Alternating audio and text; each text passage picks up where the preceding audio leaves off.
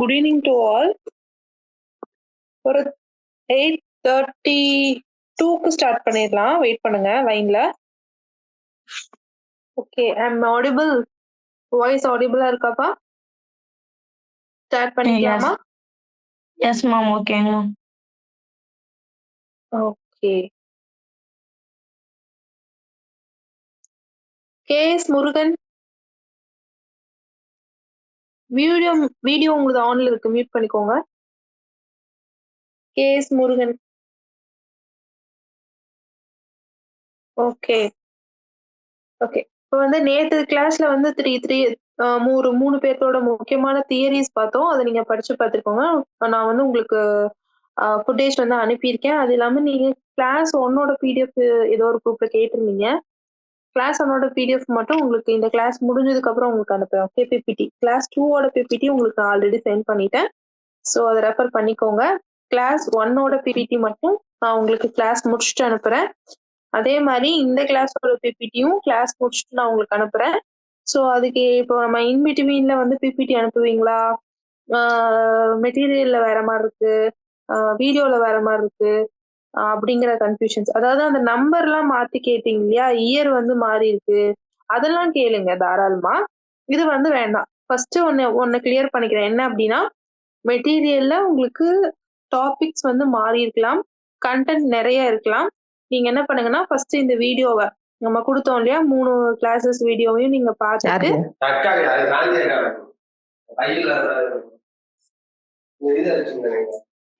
முருகன் யார்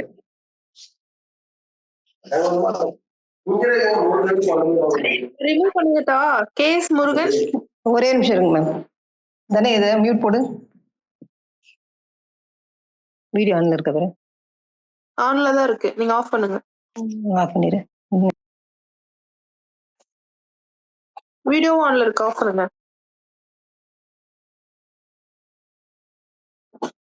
ஓகே. அதாவது மெட்டீரியல்ல உங்களுக்கு கண்டென்ட் அதிகமா இருக்கும் போதும் நீங்க வந்து இங்க ஆகுதா அப்படிங்கிறது ரெண்டையும் ஒப்பிட்டுக்கலாம். ரொம்ப தப்பு வருது அப்படிங்கிற பட்சத்தில் நீங்க என்ன பண்ணலாம் அப்படின்னா, கிளாஸ்ல தாராளமா கேட்கலாம். அதுக்கு அடுத்தது வந்து நீங்க என்ன பண்ணணும் அப்படின்னா, பிபிடி நான் கண்டிப்பா ஷேர் பண்ணிடுறேன். ஃபர்ஸ்ட் கிளாஸோட பிபிடியும் இன்னைக்கு ஈவினிங்கும், இந்த கிளாஸோட பிபிடியும் நான் ஒரு 10க்குள்ள உங்களுக்கு ஷேர் பண்ணிடுறேன். ஓகே, அது செகண்ட் கிளாஸோட பிபிடி ஆல்ரெடி சென்ட் பண்ணிட்ட குரூப்ல. பார்க்காதவங்க டெலிகிராம் செக் பண்ணிக்கோங்க, டெலிகிராம் குரூப்ல வந்து இருக்கும். ஓகே, இதுக்கு இடையில வந்து கொஞ்சம் பேசுறத கம்மி பண்ணிக்கோங்க. ஏன்னா உங்களுக்கு தெரியும் இது ரெக்கார்டிங்ல இருக்கு அப்படின்னு சொல்லிட்டு. ஸோ அது கொஞ்சம் வந்து ஃபாலோ பண்ணிட்டீங்கன்னா கொஞ்சம் யூஸ்ஃபுல்லா இருக்கும் மற்றவங்களுக்கு. ஏன்னா ரெக்கார்டிங்கா பாக்குறவங்க, கிளாஸ் அட்டென்ட் பண்ணாம ரெக்கார்டிங்கா பாக்குறவங்களுக்கு வந்து கொஞ்சம் ரொம்ப டிஸ்டர்பன்ஸா இருக்கும். அதனால கொஞ்சம் முடிஞ்ச அளவுக்கு அவாய்ட் பண்ணிக்கோங்க. அதுக்காக நீங்க டவுட் கேட்க வேணாம், புரியாத விஷயத்துக்காக நீங்க வாயை திறக்க வேணாம் நான் சொல்ல. நீங்க தாராளமா டவுட் கேட்கலாம். ஓகேவா? இப்ப கிளாஸ்க்குள்ள போய்க்கலாமா?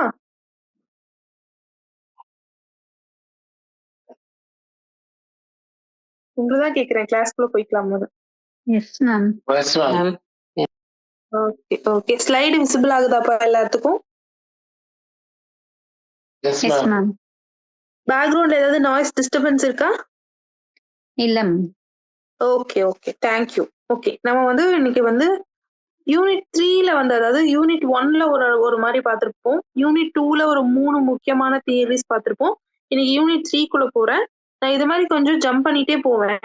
லாஸ்ட்ல வந்து ஒரு ஓவரால் கிளாஸ் உங்களுக்கு கொடுப்பேன். அப்போ வந்து உங்களுக்கு ஓவராலா நீங்க சைக்காலஜி 10 யூனிட்ஸுமே கவர் பண்ண ஒரு ஃபீல் வந்து உங்களுக்கு வந்துரும். இதுக்கு இடையில வந்து இந்த யூனிட் 2ல ஒரு ரெண்டு ஆத்தரோட தியரி வந்து பார்க்காம இருந்திருப்போம். ரொம்ப டிஸ்டர்ப் பண்றீங்கப்பா. ஏதோ ஒரு ஃப்ரீ டைம்ல ஜூம் வந்து நீங்க என்ன பண்ணுங்கன்னா இன்ஸ்டால் பண்ணி, தெரியல அப்படின்னா தெரிஞ்சுக்கோங்க எப்படி வந்து மியூட் போட்டுக்கிறது, எப்படி வந்து அன்மியூட் பண்றது அப்படின்னு. ஏன்னா நீங்க பண்றது வந்து எல்லாத்துக்குமே டிஸ்டர்ப் ஆகுது.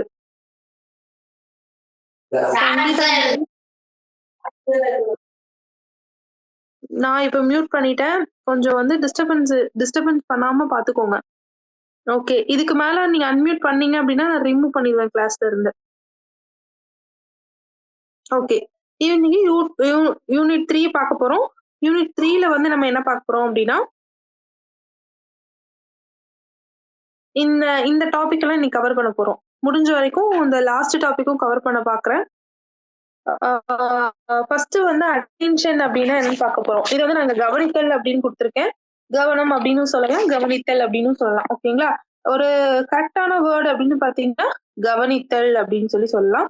ஸோ ஃபர்ஸ்ட் நம்ம அட்டென்ஷன் பார்க்க போறோம். சென்சேஷன் அதாவது புலன் உணர்வு அப்படின்னு சொல்லுவாங்க.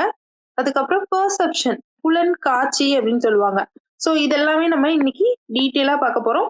டைம் இருந்துச்சு அப்படின்னா இதையும் பார்க்க போறோம். அதாவது லா ஆஃப் பர்ஸ்பெக்டிவ் ஆர்கனைசேஷன் அதாவது புலன் காட்சியை முறைப்படுத்தும் நியதிகள் இதையும் பார்க்க போறோம் டைம் இருந்தா.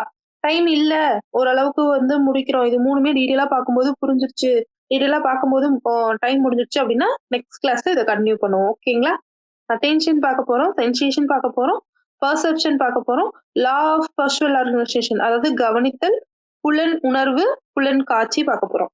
இன்னைக்கு கொஞ்சம் வந்து உங்களோட நோட் மேக்கிங் வந்து நிறைய இருக்க போது. So keep on pen and note கையில வச்சுக்கோங்க.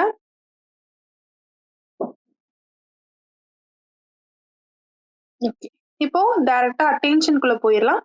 இப்ப அட்டென்ஷன் அப்படின்னு பார்க்கும்போது பாத்தீங்க அப்படின்னா கவனித்தல் அப்படின்னு சொல்லலாம், கவனம் அப்படின்னு சொல்லலாம். இப்போ ஏன் வந்து கவனித்தல் அப்படின்னு சொல்றோம் அப்படின்னா இது வந்து ஒரு அட்டென்ஷன் அப்படின்னா ஒரு விஷயத்த நம்ம பண்ணிட்டு இருக்கோம், ஒரு விஷயத்த வந்து கவனமா பண்றோம். ஓகே, சோ அதனால அதுக்கு பேர் வந்து ஒரு மேட்சான பேர் வந்து கவனித்தல் இருந்தா கரெக்டா இருக்கும்னு சொல்லி வச்சிருக்காங்க. இங்கிலீஷ்ல அட்டென்ஷன் அப்படின்னா அதுக்கு வந்து ஒரு டெஃபினிஷன் கொடுக்கும் இல்லையா? அப்பதானே உங்களுக்கு ஈஸியா புரியும். கவனம்னா என்ன, கவனித்தல் அப்படின்னா என்ன அப்படிங்கிறது உங்களுக்கு அப்பதானே ஈஸியா புரியும். அதாவது நம்மளோட கான்சியஸ் மைண்ட் அப்படின்னு சொல்லுவோம். நனவு பரப்பு, நனவு மனம் அப்படின்லாம் நம்ம சொல்லுவோம். சரியா? Conscious mind.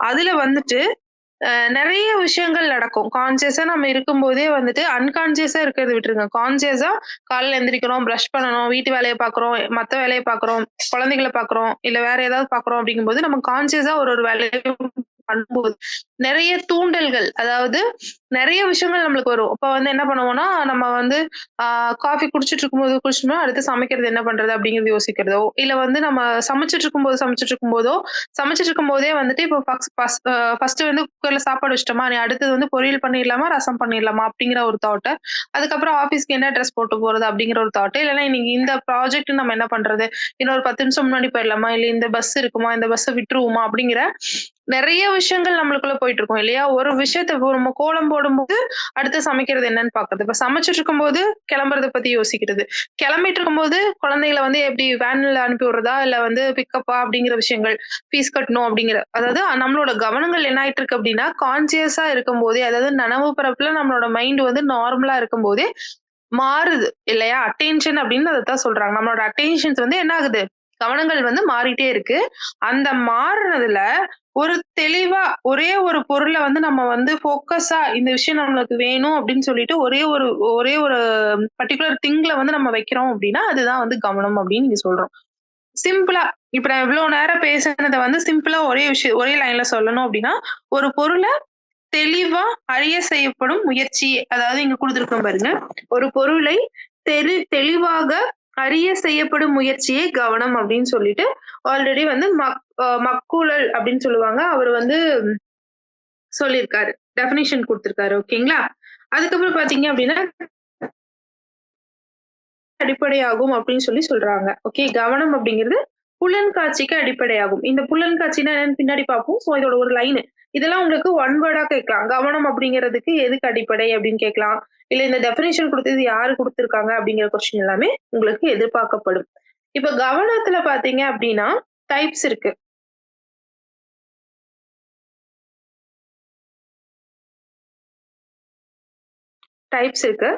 இதுல வந்து இச்சைக்கு உட்பட்ட கவனம், இச்சைக்கு உட்படாத கவனம் ரெண்டு எடுத்துக்கோங்க. ஓகே, முயற்சி சார் கவனம், முயற்சி அற்ற கவனம். இதுக்கு வந்து ஈஸியா எக்ஸாம்பிள் சொல்லணும் அப்படின்னா இப்போ இச்சைக்கு உட்பட்ட கவனம் அப்படின்னா உங்களுக்கு ஏதோ ஒரு நீட் இருக்கும். ஓகேங்களா? அதாவது இப்ப வந்து டெட் நான் பாஸ் பண்ணணும், டெட் எக்ஸாம் வந்து நான் பாஸ் பண்ணணும் அப்படிங்கறதுக்காக இப்ப நான் 8:30க்கு கிளாஸ் போட்டாலும் இப்ப உட்கார்ந்து 8:30ல இருந்து 9 வரைக்கும் நம்ம சமைக்கிற வேலையும் வீட்டு வேலையும் மத்த வேலையெல்லாம் விட்டுட்டு உட்கார்ந்து என்ன பண்றீங்க, கிளாஸ் கவனிக்கிறீங்க. எதனால? இப்ப அட்டென்ஷனா உட்கார்ந்து கிளாஸ் கவனிக்கிறது எதனால? இந்த டெட் எக்ஸாம கிளியர் பண்றதுக்காக. ஓகே. அப்போ உங்களுக்கு இங்க வந்து ஒரு இச்சை இருக்கு. ஆல்ரெடி உங்களுக்கு இங்க ஒரு நீட் இருக்கு. எக்ஸாம் பாஸ் பண்ணணும் அப்படிங்கிற ஒரு நீட் இருக்கு. அதனால என்ன பண்றீங்க அப்படின்னா 8:30 to 9:30 உட்கார்ந்து கவனிக்கிறீங்க. ஓகே. அந்த கவனத்தை இங்க செலுத்துறீங்க இல்லையா? அது எதனால? ஒரு பர்பஸ்னால. சோ அதனால இந்த கேட்டகரி வந்து என்ன ஆகும் அப்படின்னா வாலண்டரிக்குள்ள வரும். இதுவே இன்வாலண்டரி அப்படின்னா ஒரு ஃபார் எக்ஸாம்பிள் வந்து ஒரு new new new born baby இருப்பாங்கல்ல, அவங்களோட மதர வந்து எடுத்துக்கோங்க. அவங்க அம்மாக்கு அவங்க ஒரு குழந்தை அழுதணுமே அவங்க அம்மா என்ன பண்ணுவாங்க, வாலண்டரியா எடுத்து ஆ அவங்களே வந்து எடுப்பாங்க இல்லையா? எந்த இதுவுமே ஃபோக்கஸ் ஐயோ! குழந்தை அழுகுது நான் எடுத்து தான் ஆகணும். குழந்தைக்கு பால் குடுத்து தான் ஆகணும். அப்படிங்கிற ஒரு ஆ கட்டாயம் இல்லாம, அது வந்து ஒரு அன்போட, ஒரு பாசத்தோட அவங்களுக்கு ரொம்ப இன்ட்ரெஸ்ட்டோட பண்ணுவாங்க. அத நீங்களும் ஃபீல் பண்ணியிருப்பீங்க, பார்த்திருப்பீங்க. சோ அது மாரி இன்வாலண்டரியாவே இப்ப டிவி ஓடுது. நான் வந்து ஒரு சீரியல் பார்த்துட்டு இருக்கேன் அப்படின்னா, என்ன அறியாமயே நான் அந்த டைம்க்கு போய் சீரியல் பார்க்குறேன் அப்படின்னாலும், அது இதுல தான். அதாவது நம்மள வந்து எந்த விதத்திலயும் வந்து சப்ரஸ் பண்ணாம, ஓகே தான் நான் வந்து பண்ணா தான் எனக்கு இது கிடைக்கும். அதனால நான் இத பண்றேன் அப்படிங்கிற ஒரு விஷயம் இல்லாம, அவங்களா வாலண்டரியா பண்றாங்கல்ல, அது எல்லாமே என்ன ஆகும் அப்படின்னா, இச்சைக்கு உட்படாத முயற்சியில வரும். ஓகேங்களா? எக்ஸாம்பிள் சொல்றது புரிஞ்சிருக்கும்னு நெனைக்கிறேன்.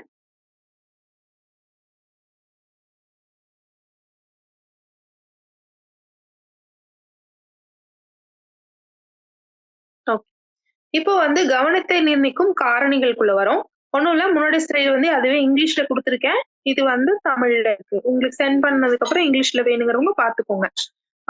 நான் இங்கிலீஷ் ஸ்லைடுல வச்சேன்னா கொஞ்சம் இங்கிலீஷ்லயே வந்து எக்ஸ்பிளனேஷன் பண்ணுவேன். சோ உங்களுக்கு அது கம்ஃபர்டபுளா இல்லன்னு சொன்னங்காட்டி நான் இத வந்து வச்சிருக்கேன். இதுலயே வந்து உங்களுக்கு ஓகே நீங்க இதுல ஃபர்ஸ்ட் தெளிவாயிட்டீங்களா? இந்த ஸ்லைடுல?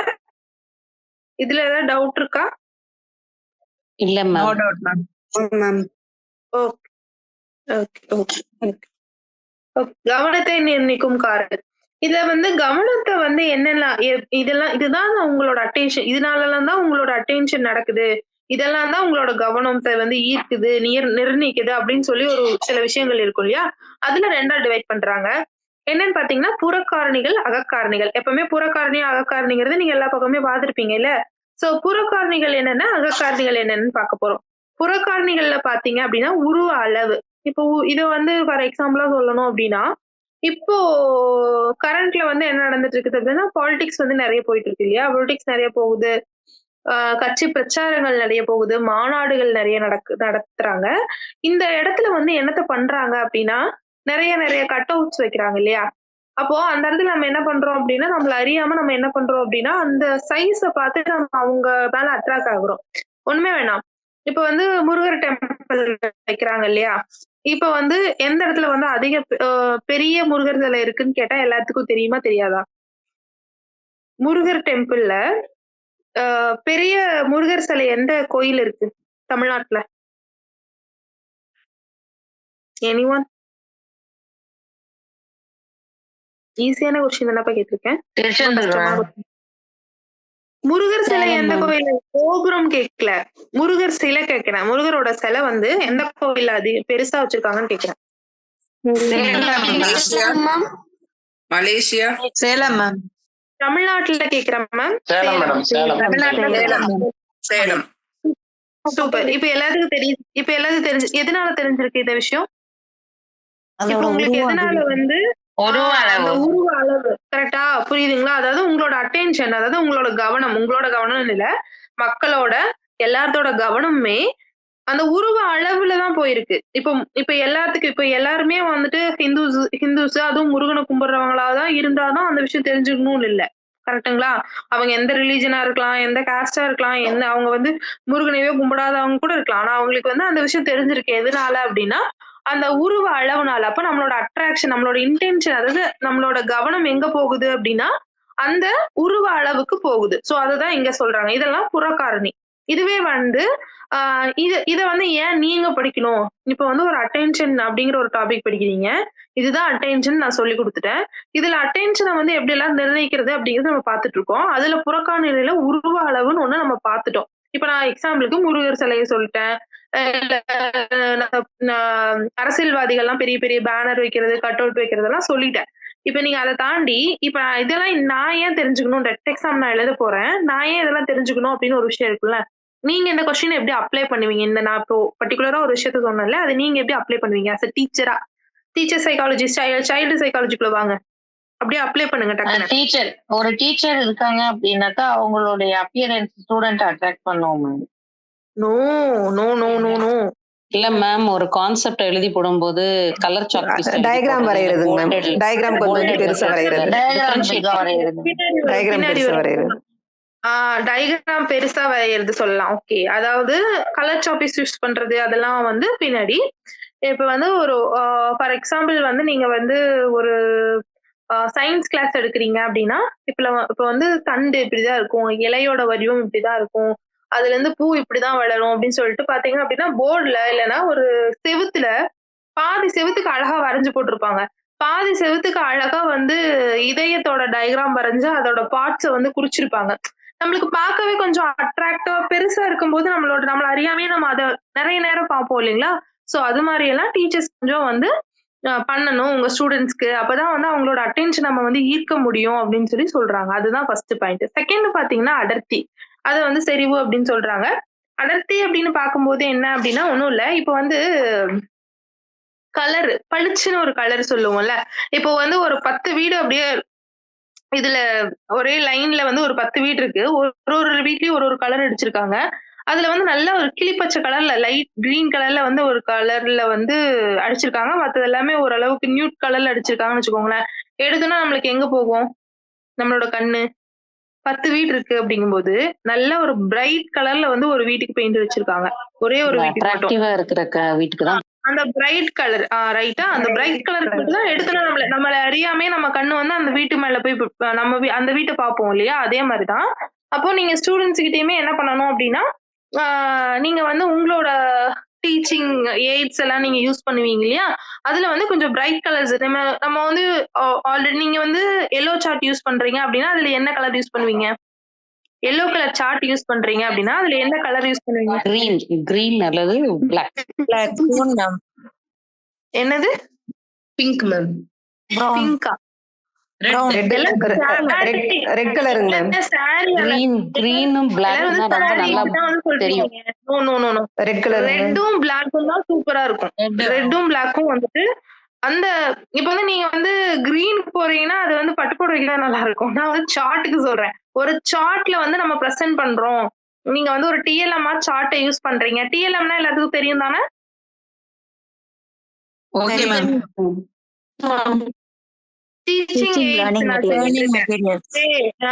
அதுல வந்து நீங்க ஒரு சார்ட் யூஸ் பண்றீங்க. அந்த சார்ட் எல்லோ கலரா இருக்கு அப்படிங்கும்போது நீங்க என்ன கலர் யூஸ் பண்ணலாம்? ரெட் அண்ட் பிளாக் யூஸ் பண்ணலாம். சோ அது நல்லா அட்ராக்டிவா தெரியும். சோ அது மாரி நம்ம எடுக்கிற கலர்ஸும் நம்ம குடுக்குறதுமே வந்து சூஸ் பண்ணணும்னு சொல்றாங்க. இதெல்லாமே நம்மளோட அட்டென்ஷனை வந்து அதாவது கவனத்தை வந்து நிர்ணயிக்கும் அப்படின்னு சொல்றாங்க.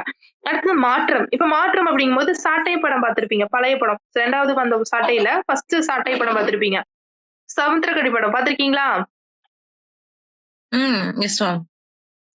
எஸ். அதுல பாத்தீங்க அப்படின்னா, அந்த ஒரு பாட்டுல பாத்தீங்க அப்படின்னா, அந்த சமுத்திரக்கனி வந்து எல்லாத்துக்கும் டீச் பண்ற மாரி ஒரு பாட்டு வரும். அந்த பாட்டுல பாத்தீங்க அப்படின்னா, அந்த அந்த டெஸ்கிங் எல்லாத்தையுமே மாத்துவாங்க. அதாவது அவங்க உட்கார்ந்திருக்கிற ரோ அண்ட் காலம் இருக்கும் இல்லையா? ஸ்டூடண்ட்ஸ் வந்து உட்கார்ந்திருப்பாங்க. இந்த மாரி கர்வா போடுறது, ட்ரையாங்கிள் மாரி போடுறது, அது மாரி எல்லாம் வந்து அவரோட அந்த சிஸ்டம மாத்திட்டே இருப்பாரு. ஒரு டைம் வந்து மரத்துக்கடி உட்கார்ந்து கிளாஸ் எடுப்பாரு. ஒரு டைம் கிளாஸ் ரூம்குள்ள எடுப்பாரு. அது மாரி. ஒரு டைம் நிக்க வச்சு கிளாஸ் எடுப்பாரு. ஒரு டைம் உட்கார வச்சு, ஒரு டைம் வந்து டெஸ்க் மேல ஏறி வச்சு, அது மாரி. சோ, நம்ம என்ன பண்ணணும் அப்டின்னா, டீச்சிங் அட்மாஸ்பியர் நம்ம வந்து ஒரே இடத்துல இப்ப டீச்சரா வந்தா அந்த ஒரு மூலையில மட்டும் தான்ப்பா நிப்பாங்க. வேற எங்கேயும் அவங்க நிக்க மாட்டாங்க. வேற எங்கேயும் நடக்க மாட்டாங்க. நம்ம என்ன வேணா பண்ணலாம் அப்படிங்கிற ஒரு தாட் வந்து இருக்கக்கூடாது. அப்போ அவங்களோட அட்டென்ஷன வந்து நம்ம பக்கம் அப்போ ஏதோ வெளிய கூட்டு போறாங்க. ஏதோ புதுசா பண்ண போறாங்க போல. இந்த சைடு திருப்பி உட்கார வைக்க போறாங்க. அப்ப ஏதோ நம்மளுக்கு புதுசா நம்ம கிட்ட சொல்ல போறோம்னு சொல்லிட்டு, அவங்கள மீறி அவங்களோட அட்டென்ஷன் நம்ம கிட்ட கொண்டு வரணும் அப்படிங்கிறது இங்க சொல்றாங்க. இப்ப வேறுபாடு அப்படிங்கும்போது, இப்ப நீங்க ஃபர்ஸ்ட் சொன்னீங்க இல்லையா? கலர்ஸ். இப்ப கூட சொன்னோம் இல்லையா? இப்ப பிளாக் போர்ட் அப்படின்னா, ஒயிட் கலர் சாப்பீஸ் யூஸ் பண்றது. இப்போ தார் ரோடு அப்படின்னா, நடுவுல மஞ்சள் கலர் லைனும், ஒயிட் கலர் லைன் போட்டிருக்கான் அப்படின்னா, அது பளிச்சுன்னு தெரியுது இல்லையா? சோ அதெல்லாம் தான் வந்துட்டு இந்த வேறுபாடுல சொல்றாங்க. புதுமை அப்படிங்கும்போது என்ன ஆகும் அப்படின்னா, அதே மாரி இந்த மாற்றத்துல வந்து இன்னுமே என்ன வரும் அப்படின்னா, ஆ வாய்ஸ் மாடுலேஷன். ஓகே. இப்ப வந்து கிளாஸ் நடந்துட்டு இருக்க ஒரு டீச்சர் வந்து என்ன பண்ணணும் அப்டின்னா, நீங்க பார்த்திருப்பீங்க. இந்த ரைசிங் அண்ட் ஃபாலிங் ஆக்ஷன்னு சொல்லுவோம். அதாவது ஏற்ற இறக்கம். நம்ம பேசுறோம் இல்லையா? வாய்ஸ். இப்ப வந்து ஒரே ராகம் பண்ணீங்கன்னா, சூப்பரா குழந்தை தூங்கும். நீங்க என்ன சப்ஜெக்ட் எடுத்தாலும் சரி, நீங்க மேத்ஸ் எடுத்தாலும் சரி, சயின்ஸ் எடுத்தாலும் சரி, தமிழ், இங்கிலீஷ் எது எடுத்தாலுமே, நீங்க உங்களோட வாய்ஸ் மாடுலேஷன் மாறல அப்டின்னா, குழந்தை வந்து சூப்பரா தூங்கும். அது குழந்தைன்னு இல்ல, இப்ப நீங்க கூட என் கிளாஸ்ல நெறைய பேர் தூங்கிட்டு இருப்பீங்கன்னு நெனைக்கிறேன். ரைட்? பாத்தியா? அப்ப மேம். தூங்குறீங்க. No ma'am. இருக்கிற நோ 46 மேம். பேருமே அப்ப இருக்கிற 50 பேருமே தூங்கிட்டு இருக்கீங்க. அப்ப ஆன்சர் வந்து லேட்டா வருது அப்படிங்கும்போது, நீங்களும் தூங்குறீங்கன்னு அர்த்தம். புரியுதா? அப்போ அந்த மாற்றங்கள் வந்துட்டு என்னவா இருக்கணும்னா, ரைசிங் ஃபாலிங் அப்படின்னு சொல்லுவாங்க இங்கிலீஷ்ல. தமிழ்ல பார்த்தீங்க அப்படின்னா, அந்த பேச்சு வழக்குல வந்து ஏற்றத்தாழ்வு இல்லையா? நம்ம எடுத்தோம்னா ஒரு ஒரு ஹை பிட்ச் போகும்போது, அப்படியே விருக்குன்னு துள்ளி விழுவான். தூங்கிட்டு இருக்கவன். இதுவே வந்துட்டு அப்படியே அந்த இதுவுமே இருக்கணும்னு சொல்றாங்க. இப்ப வேறுபாடு நம்ம பார்த்துட்டோம். புதுமையில பார்த்தீங்க அப்படின்னா, ஒரு ஒரு விஷயத்தையும் வந்து கொஞ்சம் இப்போ நீ சார்ட்ல சொல்லிக் குடுத்தீங்க அப்டின்னா, இன்னும் கொஞ்சம் வேற ஏதாவது விஷயத்துல வந்து சொல்லிக் குடுக்கலாம் இல்லையா? அப்போ இதெல்லாம் வந்து இதுக்கு நான் உங்களுக்கு எக்ஸ்ப்ளனேஷன் குடுக்க வேண்டியது இல்லன்னு நெனைக்கிறேன். நீங்க நெறைய பண்ணலாம். ஒரு டைம் வந்து எக்ஸ்பெரிமென்ட்டா சொல்லிக் குடுக்கலாம். ஒரு டைம் வந்துட்டு தியரியா சொல்லிக் குடுக்கலாம். ஒரு டைம்ல வந்து டெமான்ஸ்ட்ரேட் பண்ண வைக்கலாம். இப்போ வந்து லாங்குவேஜ் டீச்சர்ஸ் இருக்கீங்க அப்டின்னா, டிராமாவா போட்டு காட்டலாம். இல்ல வந்து சயன்ஸ் டீச்சர்ஸ் இருக்கீங்க அப்டின்னா, எக்ஸ்பெரிமென்ட் பண்ணி காட்டலாம். ஸோ மேத்ஸ் டீச்சர் இருக்கீங்க அப்டின்னா, இன்னுமே அவங்கள பிராக்டிகலா யூஸ் பண்ண வைக்கலாம் இல்லையா? அதெல்லாமே இந்த இடத்துல வந்து யூஸ் ஆகும் அப்படின்னு சொல்றாங்க. அதாவது நிர்ணயிக்கும் அப்படின்னு சொல்றாங்க கவனத்த. அதே மாரி இயக்கம், அசைவு. ஓகே. இது ரொம்ப முக்கியமான ஒரு காரணியா தான் இருக்கு. அப்படின்னா என்ன அப்படின்னா, ஒரு டீச்சரோட பாடி லாங்குவேஜ சொல்றாங்க மெயினா. ஓகே. இப்போ வந்து பாடி லாங்குவேஜ் அப்படிங்கும்போது, ஒரு குழந்தை அவனோட அட்டென்ஷன் ஃபுல்லாவே வந்து அந்த டீச்சர் கிட்ட தான் இருக்கும். அந்த டீச்சர் வந்து எப்படி நீங்க இன்னுமே நீங்களும் கூட சொல்லுவீங்க. எங்க டீச்சர் வந்து அடிக்கடிக்கு இது மாரி கை அசைப்பாங்க. அவங்க வாய் வந்து இப்படி போகும். அவங்க முகம் வந்து இப்படி நம்ம இன்னுமே வந்து ஒரு டீச்சர நம்ம விசுவலைஸ் பண்ணணும் அப்படின்னா, ஒரு டீச்சரோ, ஒரு சாரையோ நம்ம விசுவலைஸ் பண்ணணும் அப்படின்னா, ஃபர்ஸ்ட் எடுத்தோனே நம்மளுக்கு என்ன ஞாபகம் வரும்னா, அவங்களோட பாடி லாங்குவேஜ் வரும். அடுத்து அவங்க அடிக்கடிக்கு யூஸ் பண்ற வார்த்தை. ஓகே. சில பேர் வந்து அப்புறம் அப்புறம்பாங்க. சில பேர் வந்து ஏதாவது அந்த ஒரு ஒரு சின்ன ஒரு வார்த்தைகள் வந்து ஆஃப்டன் யூஸ் பண்ணிட்டு இருப்பாங்க. சோ அதெல்லாமே நம்மளுக்கு ஞாபகம் வரும் இல்லைங்களா? அதெல்லாமே வந்து ஒரு ஒரு சைன் தான். இயக்கம் அப்படிங்கும்போது அழகா ஒரு ஃபர்ஸ்ட் ஸ்டாண்டர்ட், செகண்ட் ஸ்டாண்டர்ட் சொல்லிக் குடுக்குறவங்க வந்து நல்லா பாடி மூவ்மென்ட்டோட அந்த அ, ஆ, இ சொல்லிக் குடுக்குறதோ, இல்ல வந்து ஆல்பபெட் சொல்லிக் குடுக்குறதோ அவங்களுக்கு நல்லா ஈஸியா பதியும். அதே மாரி தான் என்னது, அந்த ரைம்ஸு மத்த எல்லாமே சொல்லிக் குடுக்குறது எல்லாமே அந்த கேட்டகரிக்கு தான் வரும். ஓகேங்களா? அதுக்கப்புறம் வந்து திரும்ப திரும்ப தோன்றல். அதாவது ஒண்ணும் இல்ல. ஒரு விளம்பரம் வந்து இப்போ க்ளோஸ் அப் விளம்பரத்த வந்து சொல்லுங்க அப்டின்னா, சூப்பரா க்ளோஸ் அப் விளம்பரத்த வந்து சொல்லுவீங்க இல்லையா? அந்த பாட்ட கூட சொல்லுவீங்க. அசல் பாட்டு கேட்டா சூப்பரா சொல்லுவீங்க. சத்யா வாஷிங் மிஷின் இல்லையா? சத்யா ஷோரூமோட ஆட் சொல்லுங்க. அந்த பாட்டு சொல்லுங்கன்னா, சின்ன குழந்தை கூட சூப்பரா சொல்லும். அதே மாரி வசந்த் அண்ட் கோவும் சூப்பரா சொல்லும். இல்லையா? சோ அதெல்லாம் எதனால வந்து சூப்பரா சொல்றாங்க அப்படின்னு நினைக்கிறீங்க? அந்த ரிப்பிட்டேஷன்ஸ். ஒரே விளம்பரத்த வந்து ஒரு நாளைக்கு ஒரு 20 தாட்டி, 30 தாட்டி போறங்காட்டி, நம்மள அறியாமயே என்ன ஆகுது அப்படின்னா, நம்மளோட அட்டென்ஷன் அதாவது நம்மளோட கவனம் அங்க போகுது. நம்மள அறியாமயே அந்த கவனத்த நம்ம அந்த கவனம் அந்த விஷயத்துல நம்ம கவனம் செலுத்துறங்காட்டி என்ன ஆகுது நம்மளுக்கு மைண்டுக்குள்ள ஸ்டோர் ஆயிடுது. இப்ப சின்ன வயசு இப்ப வந்து நீங்க ஒரு வாய்ப்பாட்ட உட்கார்ந்து படிங்க அப்டின்னா, உங்களால அந்த டேபிள்ஸ வந்து மனப்பாடம் பண்ண முடியாது இல்லையா? அதுவே நீங்க ஒரு 5த் ஸ்டாண்டர்ட், 4த் ஸ்டாண்டர்ட் படிக்கும்போதே, ஒரு 20 வாய்ப்பாடையும், 30 வாய்ப்பாடையும் உங்கள வந்து படிக்க வச்சிருப்பாங்க. அது கம்பல்சரி. எதனால அப்டின்னா, டெய்லி நீங்க வந்தோனே இத படிக்கணும். அ சாப்ட்டுட்டு படிக்கணும். பிரேக்ல படிக்கணும்.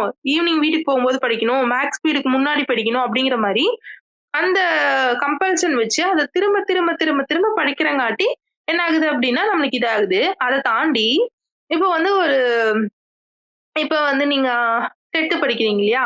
இப்ப 10த் படிக்கும்போது உங்களுக்கு எல்லாத்துக்குமே இங்கிலீஷ் இருக்கு. பேப்பர் 1, பேப்பர் 2 எல்லாத்துக்குமே இங்கிலீஷ் இருக்கு. இங்கிலீஷ்ல வந்து இப்போ வந்து ஃபிகர் ஆஃப் ஸ்பீச்ன்னு ஒரு டாபிக் இருக்கும். இப்ப ஃபிகர் ஆஃப் ஸ்பீச் வந்துட்டு இப்போ ஃபார் எக்ஸாம்பிள் வந்து நான் உங்ககிட்ட திரும்ப திரும்ப வந்து சொல்லிட்டு இருக்கேன். ஆஸ், லைக்கும் வந்தாவே அது சிமிலி. உட்றாதீங்க. ஒரு லைன் குடுத்துட்டு, அதுல ஆஸ் இருக்கா, லைக் இருக்கான்னு பாரு. ஆஸ், லைக் இருந்துச்சு அப்டின்னாவே அது சிமிலிப்பா. நீங்க வந்து அத எப்படியோ கண்ண மூடிட்டு போட்டுருங்க. அத ரீட் கூட பண்ண வேண்டாம் அப்படின்னு சொல்லிட்டு நான் ரிப்பீட் பண்ணி உங்ககிட்ட சொல்லிட்டே இருந்தேன்னா, அது என்ன ஆயிரும் அப்டின்னா, உங்களுக்கு ஆட்டோமேட்டிக்கா லேக் அந்த லைன்ல இருக்கா, அப்ப சிமிலி அப்டின்னு போட்டுருவீங்க. ஓகே. அப்ப ஒண்ணு உங்கள நான் ஸ்டூடண்ட்ட வந்து ரிப்பீட் பண்ண வைக்கணும். இல்ல டீச்சர் நானு அந்த விஷயத்த நான் ஃப்ரீக்வென்ட்டா உங்ககிட்ட ரிப்பீட் பண்ணிட்டே இருக்கணும். அப்ப வந்து என்ன ஆகும் அப்டின்னா, ஆட்டோமேட்டிக்கா அந்த குழந்தைக்கு அந்த விஷயத்துல வந்து இன்ட்ரெஸ்ட் இருக்கும். அத வந்து போட்டுரும். ஓகே. சோ அதுதான் வந்து புறக்கணிங்க இதெல்லாம். அகக்காரணிகள் அப்படின்னு பார்க்கும்போது என்ன ஆகுது அப்படின்னா, அவங்க மனசுக்குள்ள ஒருத்தரோட செல்ஃப் இன்ட்ரெஸ்ட் ஓகே விருப்பம்னு சொல்லலாம். செல்ஃபா வந்து இப்ப நீங்க எல்லாம் வந்து எதனால வந்து ஃபியூச்சர் விசன் ஜாயின் பண்ணி படிச்சுட்டு இருக்கீங்க அப்படின்னா, டெட் கிளியர் பண்ணணும். நான் இந்த எக்ஸாம்ல டெட் கிளியர் பண்ணணும். அதுக்கப்புறம் யுஜிடிஆர்பி போய் நான் போஸ்டிங் வாங்கணும் அப்படின்ட்டு ஒரு செல்ஃப் இன்ட்ரெஸ்ட் இல்லையா? உங்களோட ஃபியூச்சருக்காக யோசிச்சு உங்களோட ஃபியூச்சர் வந்து செட்டில் ஆகணும் அப்படிங்கிற ஒரு தாட்ல நீங்க என்ன பண்ணிருக்கீங்க? ஜாயின் பண்ணிருக்கீங்க. அது வந்து உங்களோட இன்ட்ரெஸ்ட் கரெக்ட்டா? சோ அந்த இன்ட்ரெஸ்ட்ட வந்து வச்சு நாங்க வந்து இன்னுமே ஸ்டூடெண்ட்டோட இன்ட்ரெஸ்ட்ட வந்து அது பின்னாடி கொண்டு போகாம ஆஸ் அ டீச்சரா நீங்க இன்னும் டெவலப் பண்ணணும் அப்படிங்கிறது ஃபர்ஸ்ட் பாயிண்ட். செகண்ட் பாயிண்ட் தேவை. இப்ப இதுவே தான் நான் சொன்னேன். அதாவது ஆ நான் உங்களுக்கு என்ன தேவை அப்படிங்கிறதுனா, இப்ப வந்து எனக்கு டெட் பாஸ் பண்ணணும் அப்படிங்கிறது தேவை. அதனால வந்து நீங்க என்ன பண்றீங்க அப்படின்னா, இப்ப இந்த கிளாஸ் வந்து இன்ட்ரெஸ்ட்டே இல்லனாலும் இன்ட்ரெஸ்ட் இருக்கிற மாரி கவனிச்சுட்டு இருக்கீங்க. அதாவது அட்டென்ஷனே இல்லனா கூட ஒரு சிலர் வந்து சமைப்பீங்க, ஒரு சிலர் பாத்திரம் கழுவுவீங்க, எல்லா வேலையும் சைடுல பண்ணிட்டு, இங்க வந்து கிளாஸ் அட்டெண்ட் பண்ணிட்டு இருப்பீங்க. எதனால அப்படின்னா, உங்களோட அட்டென்ஷன் இங்க வச்சா மட்டும் தான் நீங்க என்ன பண்ண முடியும். ஏதோ ஒரு 2 கொஸ்டின் இன்னைக்கு ஒரு கிளாஸ் அட்டெண்ட் பண்ணா, ஒரு கொஸ்டினாவது நான் வந்து 1 கொஸ்டினோ, 2 கொஸ்டினோ வந்து என்னால கரெக்ட்டா போட முடியும் இல்லையா? அதனால தான் வந்து நீங்க உங்களோட அட்டென்ஷன இங்க கொண்டு வரீங்க. சோ அது வந்து உங்களோட மைண்ட்ல இருந்து, உங்களோட அகத்திலிருந்து அத கொண்டு வரீங்க. சோ அப்படின்னா தேவை. அதுக்கப்புறம் வந்து எதிர்பார்ப்பு இதெல்லாமே அதுல வர்றதுதான்ப்பா. அதே மாரி உடல்நிலை. இப்போ உடல்நிலையுமே வந்து கரெக்ட்டா இருக்கணும். அப்பதான் நம்மளோட அட்டென்ஷன் அப்படிங்கிறது வரும். அதே மாரி மனநிலை அப்படிங்கிறதும் முக்கியம் அப்படின்னு பார்க்கிறோம். இதெல்லாம் தான் அட்டென்ஷன். இப்ப அட்டென்ஷன்ல ஏதாவது டவுட் இருக்கா? No ma'am. No, ma'am. Okay.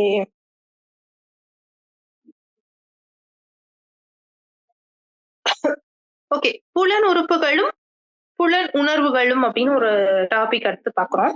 ஒண்ணும் இல்ல. அதாவது புலன் உணர்வு. இங்க பாருங்க. புலன் உறுப்பு அப்படின்னா சென்ஸ் ஆர்கன்ஸ் சாரி.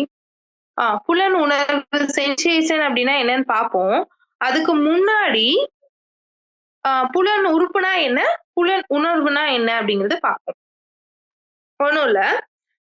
புலன் உறுப்பு அப்படின்னா சென்ஸ் ஆர்கன்ஸ் அப்படின்னு சொல்லுவாங்க. ஓகேங்களா? புலன் உறுப்பு அப்படின்னா சென்ஸ் ஆர்கன்.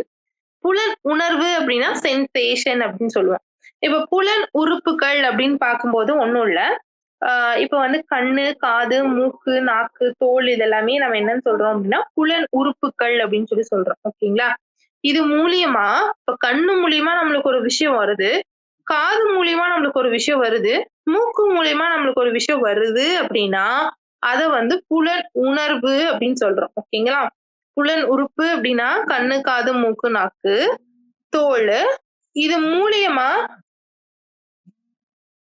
இது இது இந்த கண்ணு, காது, மூக்கு, நாக்கு மூலியமா நம்மளுக்கு ஏதாவது மெசேஜ் வருது. நம்மளுக்கு ஏதாவது உணர்வு ஏற்படுது அப்படின்னா, அது புலன் உணர்வு அப்படிங்கிறோம். ஓகேவா? அதாவது மனிதனோட புலன் உறுப்புகள் வந்துட்டு அறிவின் வாயில்கள் அப்படின்னு சொல்லி சொல்றாங்க. ஓகே. இது வந்து ஒரு 1 மார்க்கா கேட்கறதுக்கு வாய்ப்பு இருக்கு. இந்த 5யும் உங்களுக்கு 1 மார்க்கா கேட்கறதுக்கும் வாய்ப்பு இருக்கு. சோ பாத்துக்கோங்க.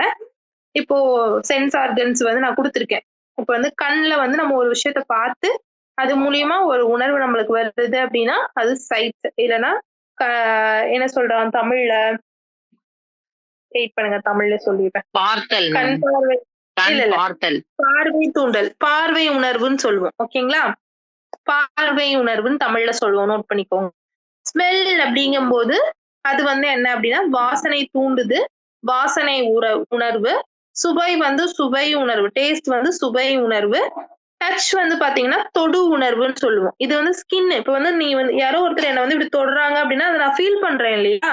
அதுதான் வந்து அது எங்க? என்னோட தோள் மேல தான் தொடுறாங்க. அத நான் ஃபீல் பண்றேன். இப்ப என் ஒரு கைய நான் இன்னொரு கை மேல வைக்கிறேன் அப்படின்னா, அத நான் கண்டிப்பா ஃபீல் பண்ணுவேன். சோ அது வந்து தொடு உணர்வு அப்படின்னு சொல்றோம். அதே மாரி தான். ஒரு சுவைய வந்து நான் வந்து டேஸ்ட் பண்றேன் அப்படின்னா, அது சுவை உணர்வு. ஒரு வாசத்த வந்து நான் வந்து ஃபீல் பண்றேன். வாசத்த வந்து ஸ்மெல் பண்றேன்.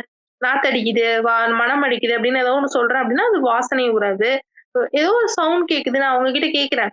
எனக்கு வெளிய உங்களுக்கு வந்து பேக்கிரவுண்ட்ல ஏதாவது டிஸ்டர்பன்ஸ் இருக்காப்பா? அப்படின்னா, நீங்க வந்து எதன் மூலியமா சொல்றீங்க? உங்களோட காது கேட்டு கேட்கிற மூலியமா சொல்றீங்க. அதனால அது வந்து கேட்டல் உணர்வுன்னு சொல்லுவோம். அதே மாரி பார்வை உணர்வு. நான் கண்ல பார்த்து இப்ப இந்த ஸ்லைடு உங்களுக்கு விசிபிளா இருக்கா? அப்படின்னு கேட்டா, நீங்க எத பார்த்து சொல்லுவீங்க? நீங்க பார்த்து அந்த உங்களோட ஃபோன்ல வந்து அந்த ஸ்லைடு ஓகேவா இருக்கு அப்படின்னா, அந்த பார்வை உணர்வு வச்சு தான் சொல்றீங்க. சோ இதெல்லாம் தான் சென்ஸ் ஆர்கன்ஸ்ன்னு சொல்றாங்க. தமிழ்ல என்ன சொல்றாங்க? புலன் உறுப்புகள் அப்படின்னு சொல்றாங்க. ஓகேவா? இப்ப சென்சேஷன் இப்ப நான் இவ்வளவு நேரம் சொன்னதுதான் அததான் வந்து இங்க பாக்குறோம். இங்க பாருங்க, புலன் உணர்வு என்பது புலன் ஒன்று தூண்டப்படுவதன் உடனடி பயனாகும். ஓகே, புலன் அப்படிங்கிறது என்னங்க? ஆர்கன். நம்மளோட அது காதா இருக்கலாம், கண்ணா இருக்கலாம், மூக்கா இருக்கலாம், நாக்கா இருக்கலாம், இல்ல காதா எது வேணா இருக்கலாம். அந்த புலனோட ஸ்டிமுலர் ஆகுது இல்லையா? இப்ப வந்து ஒரு ஸ்மெல் வந்தோனே எனக்கு மூக்கு கிட்ட வந்து அந்த ஸ்மெல் நம்ம சொல்லுவோம், என்னப்பா டைன்னு வந்து நம்ம பைக்ல போயிட்டு இருப்போம். திடீர்னு ஒரு பேட் ஸ்மெல் வருதுன்னா, நம்ம ஆட்டோமேட்டிக்கா நம்ம கை வந்து மூக்குக்குள்ள போகும். பஸ்ல போயிட்டு இருக்கோம். டக்குனு ஒரு பேட் ஸ்மெல் வருதுன்னா, ஆட்டோமேட்டிக்கா நம்ம கை வந்து மூக்கிட்ட போகும். ஏன் அப்படின்னா, அந்த இடத்துல அது வந்து அந்த சென்ஸ் வந்து வொர்க் ஆகுது. உடனே அந்த உணர்வு வந்தோனே நம்ம வந்து அங்க உடனடியா வந்து அதுக்கு ரியாக்ட் பண்றோம் இல்லையா? மூஞ்சி சுளிக்கிறதோ, கர்ச்சீஃப் வச்சு மூஞ்சிய மூடுறதோ அதெல்லாமே பண்றோம் இல்லையா? அதுதான் வந்து புலனுணர்வு அப்படின்னு புலன் உணர்வு அப்படின்னு சொல்றோம். ஓகே. 2வது என்ன அப்படின்னா, அந்த புலன் உணர்வு அப்படிங்கிறது உறுப்புகள், அதாவது நம் புலன் உறுப்புகள் வாயிலாக நாம் அறியும் தனிப்பட்ட பண்புகளே புலன் உணர்வுகள். ஓகே, நம்ம இப்ப சிலருக்கு நீங்க இந்த இடத்துல வந்து என்ன வித்தியாசம் அப்படின்னா, பெர்ஃப்யூம் எடுத்துக்கோங்களேன். சில பேர்த்துக்கு வந்து ரொம்ப வந்து ஹாட்டா இருக்கிறது, ரொம்ப வந்து திக்கா இருக்கிற பெர்ஃப்யூம்ஸ் வந்து பிடிக்கும். அதே பெர்ஃப்யூம் ஸ்மெல்ல இன்னும் சில பேர் வந்து ஸ்மெல் பண்ணாங்க அப்படின்னா, நாத்தம் அடிக்கிற ஃபீல் வரும். ஓகேவா? ஆனா அந்த பர்ட்டிகுலர் பெர்ஃப்யூமே இன்னொருத்தருக்கு எப்படி இருக்கும்னா, சூப்பரா இருக்கும். சோ இது வந்து டிபெண்ட் ஆன் இண்டிவிஜுவல். ஓகே, ஒருத்தரோட தனிப்பட்ட பண்புகள வச்சு அது வந்து டிஃபரன்ஷியேட்டும் ஆகும் அப்படிங்கிறது நம்ம பார்த்துட்டோம். ஓகே, பார்க்குறோம். நெக்ஸ்ட் பாத்தீங்க, சென்சேஷன்ல எதுவும் உங்களுக்கு டவுட் இருக்காதுன்னு நினைக்கிறேன். புலன் உணர்வுல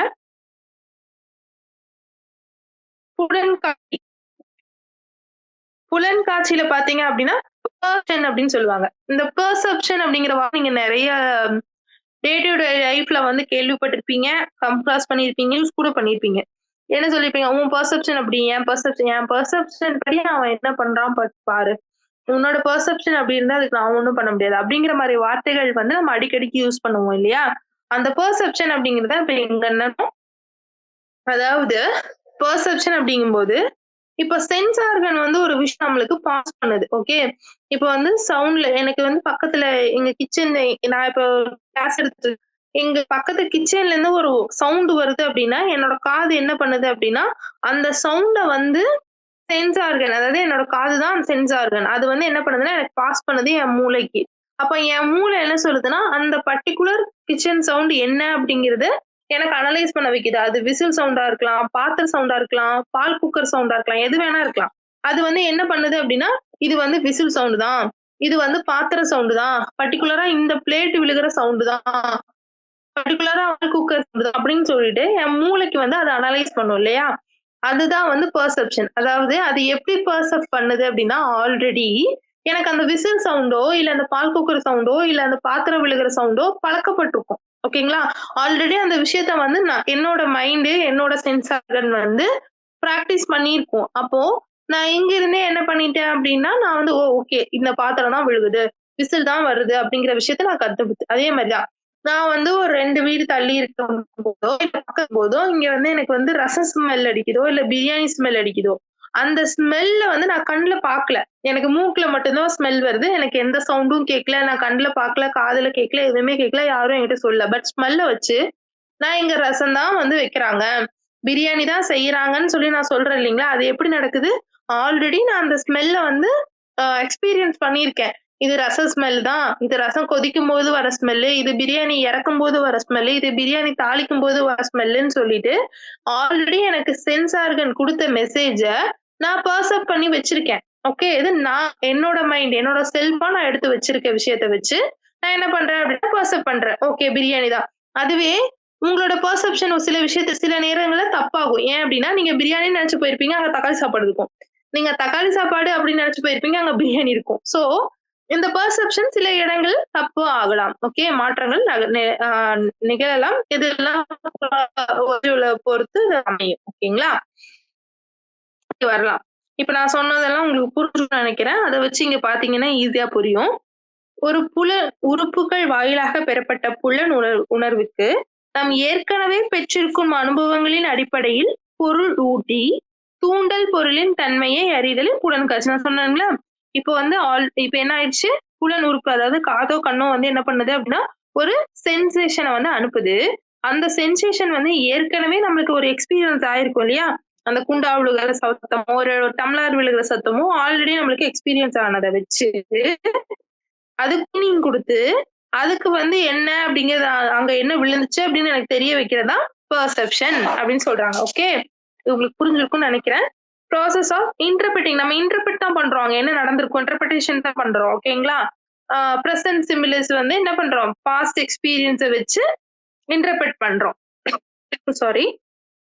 இதுதான் பெர்செப்ஷன் அப்படிங்கிறாங்க. இதுல ஏதாவது டவுட் இருக்குங்களா யாருக்காவது? சென்சேஷன் அண்ட் பெர்செப்ஷன்ல ஏதாவது டவுட்? No ma'am. மேம் புரியுது மேம்.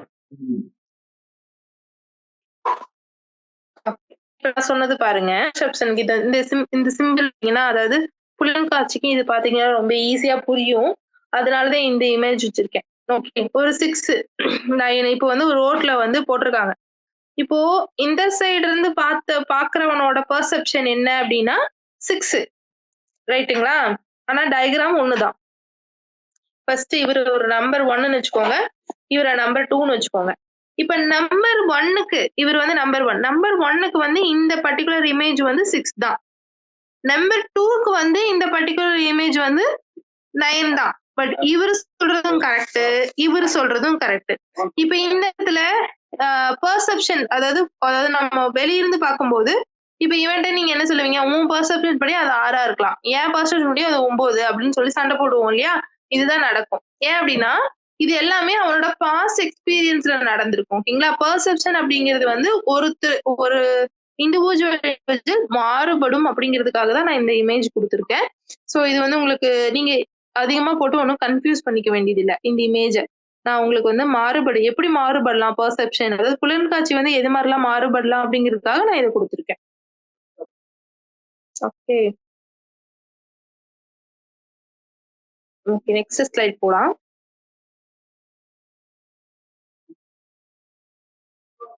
ஓகே. இப்போ வந்து இதுல லாஸ் கொடுத்திருக்காங்க. Just a minute.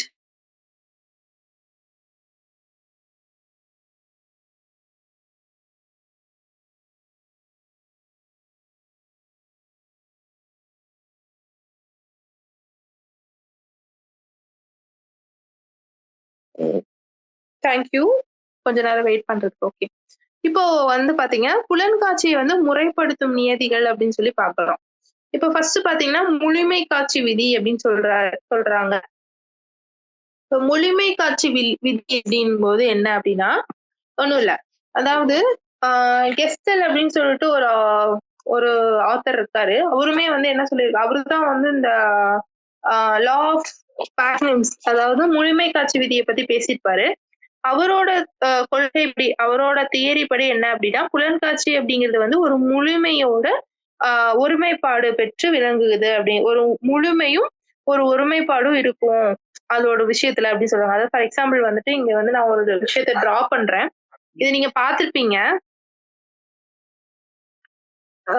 இந்த டயக்ராம் வந்து நீங்க பார்த்திருக்கிறதுக்கு வாய்ப்பு இருக்கிறது நிறைய. இப்போ இந்த ஒரு சிம்பிள் இந்த டயக்ராம் வந்து பாத்தீங்க அப்படின்னா ஹஸ் அ ஓலா பார்க்கும்போது ஒரு ஃபேஸ் மாதிரி இருக்கு ரைட். இப்ப நான் வந்து ஒரு சூரியன் பொம்மை மாதிரி வரைஞ்சிருக்கேன். பட் ஆனா வந்து நீங்க பிரிண்ட் அவுட்ல எல்லாம் பாத்தீங்க அப்படின்னா இதா இருக்கும். இதுவே வந்து ஆஸ் அ ஓலா பார்க்கும்போது ஒரு ஃபேஸ் மாதிரி இருக்கு கரெக்ட்டுங்களா? இதுவே வந்துட்டு தனித்தனியா பிரிச்சு பிரிச்சு பிரிச்சு பிரிச்சு பார்க்கும்போது அது ஒரு மீனிங்லெஸ் இருக்கும். இது ஏன் இங்க போட்டிருக்காங்க, இதே இங்க இருக்கு அப்படின்னு சொல்லிட்டு ஒரு மீனிங்லெஸ்ஸா இருக்கும். அஸ் அ ஓலா பார்க்கும்போது இது ஒரு மீனிங்ஃபுல் ப்ராஜெக்ட் தான். ஒரு மீனிங்ஃபுல்லான ஒரு ஃபேஸ் நாங்க சொல்ல போறோம் அப்படின்னு சொல்லி சொல்றோம் இல்லையா? சோ அதான் வந்து இங்க சொல்றாங்க. இப்ப வந்து பெர்செப்ஷன் அப்படிங்கும்போது வந்துட்டு என்ன அப்படின்னா ஒரு முழுமை காட்சி விதி இருக்குது. அத கோல்பர்ட் சொல்லியிருக்காரு அப்படிங்கறத நம்ம இங்க பாக்குறோம். அடுத்தது பாத்தீங்க அப்படின்னா அண்மை விதி அப்படின்னு ஒண்ணு சொல்லியிருக்காரு.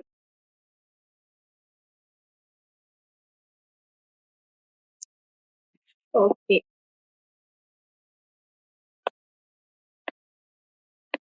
அண்மை விதி. இப்ப அண்மை விதி அப்படின்னு போகும்போது த செகண்ட் ஒன்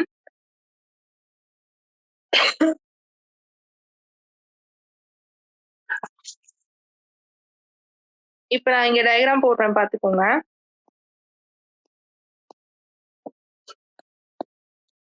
இப்ப இப்படி ஒரு டயகிராம் இருக்கு அப்படின்னா, இப்ப என்ன ஆகும் அப்படின்னா, அண்மை விதியில நம்ம வந்து ஆஹ் இப்ப நீங்க இத பார்த்தோன்னே என்ன சொல்லுவீங்க? யாரோ ஒருத்தர் சொல்லுங்க. இப்படி ஒரு டயகிராம் போட்டுருக்காங்க.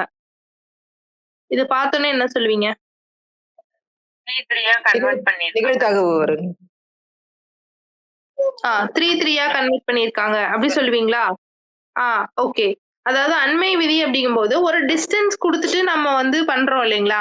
ஒரு ஒரு டிஸ்டன்ஸ் குடுத்துட்டு, அந்த அந்த விஷயத்த வந்து ஹோலா வந்து கேட்டகரி பண்றோம். இதுவே முன்னாடி பார்க்கும்போது, முழுமை விதி பார்க்கும்போது, நம்ம ஒரே ஹோல்ல எல்லா விஷயத்தையும் இப்படி கொண்டு வந்தோம். இப்படி கொண்டு வந்தோம். இதுல வந்து பார்க்கும்போது, அண்மை விதியில டிஸ்டன்ஸ் குடுக்குறோம். இந்த இடத்துல டிஸ்டன்ஸ் குடுத்து, அ ஒரு டயகிராம் குடுக்குறோம் அப்படின்னா, அது அண்மை விதியில வருது. ஓகே. நெக்ஸ்ட் பார்த்தோம் அப்படின்னா, 3 ஒன் வந்து ஒப்புடைமை விதி அப்படின்னு சொல்லுவாங்க. இப்போ ஒப்புடைமை விதியில பார்த்தீங்க அப்படின்னா, இப்போ இந்த டயகிராம் பாருங்க.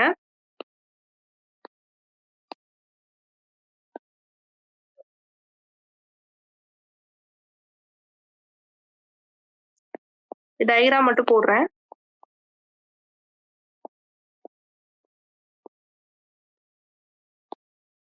ம். இந்த டயகிராம பார்த்தோன்னா என்ன சொல்லுவீங்க?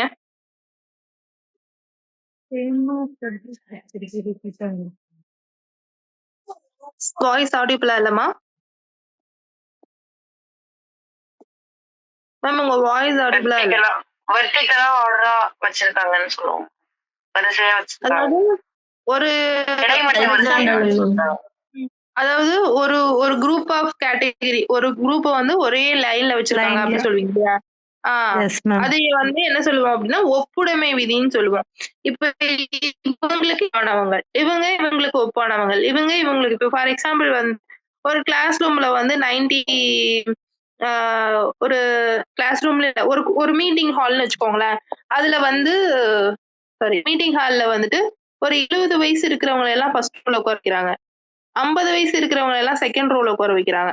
40 வயசு இருக்கிறவங்கள தேர்ட் ரோல உட்கார வைக்கிறாங்க அப்படின்னா, இது என்ன விதியில உட்படணும்னா, ஒப்புடைமை விதியில வந்து மேட்ச் ஆகும். ஓகேங்களா? சோ அது மாரி வந்து நீங்க இது பண்ணிக்கலாம். இப்ப வந்து பார்த்தீங்க அப்படின்னா, இவங்கலாம் வந்து ஃபார் எக்ஸாம்பிளுக்கு ஒரு வில்லேஜ் நேம் வச்சுக்கோங்க. இவங்கலாம் சேர்ந்து ஒரு வில்லேஜ் நேம். அப்போ இப்போ ஃபார் எக்ஸாம்பிள் வந்து ஒரு இப்ப வந்து காட்டாம்பட்டி அப்படின்னு இருக்கு அப்படின்னா, காட்டாம்பட்டிக்காரங்கள எல்லாம் ஒரு லைன்ல நிக்க வைக்கிறது. இப்ப வந்து கடப்பாடி அப்படின்னு இருக்குன்னா, அவங்கள எல்லாம் ஒரு லைன்ல நிக்க வைக்கிறது. இப்போ ஏரிப்பட்டி அப்படின்னா, அவங்கள எல்லாம் ஒரு லைன்ல நிக்க வைக்கிறது. சோ இது என்ன ஆகுது அப்படின்னா, ஒப்புடைமை விதிக்குள்ள வந்து அடங்குது. ஓகே. பேக்ரவுண்ட்ல உங்களுக்கு ஏதாவது நாய்ஸ் வருதாப்பா? No ma'am. அசம்பிளில சொல்ல மேடம் ஸ்டூடெண்ட்ஸ் 600 ஒரு ரோ 7th ஒரு ரோ அது மாதிரி அசம்பிளில நிக்கிறது சொல்ல மேடம். அசம்பிளில நிக்க வைக்கிறது, ஹைட் வைஸ்ல நிக்க வைக்கிறது. சோ அதெல்லாமே இங்க வந்து உங்களுக்கு ஒப்புடைமை விதியில வருவாங்க. நெக்ஸ்ட் பாத்தீங்க அப்படின்னா, மூட்ட விதின்னு சொல்றாங்க.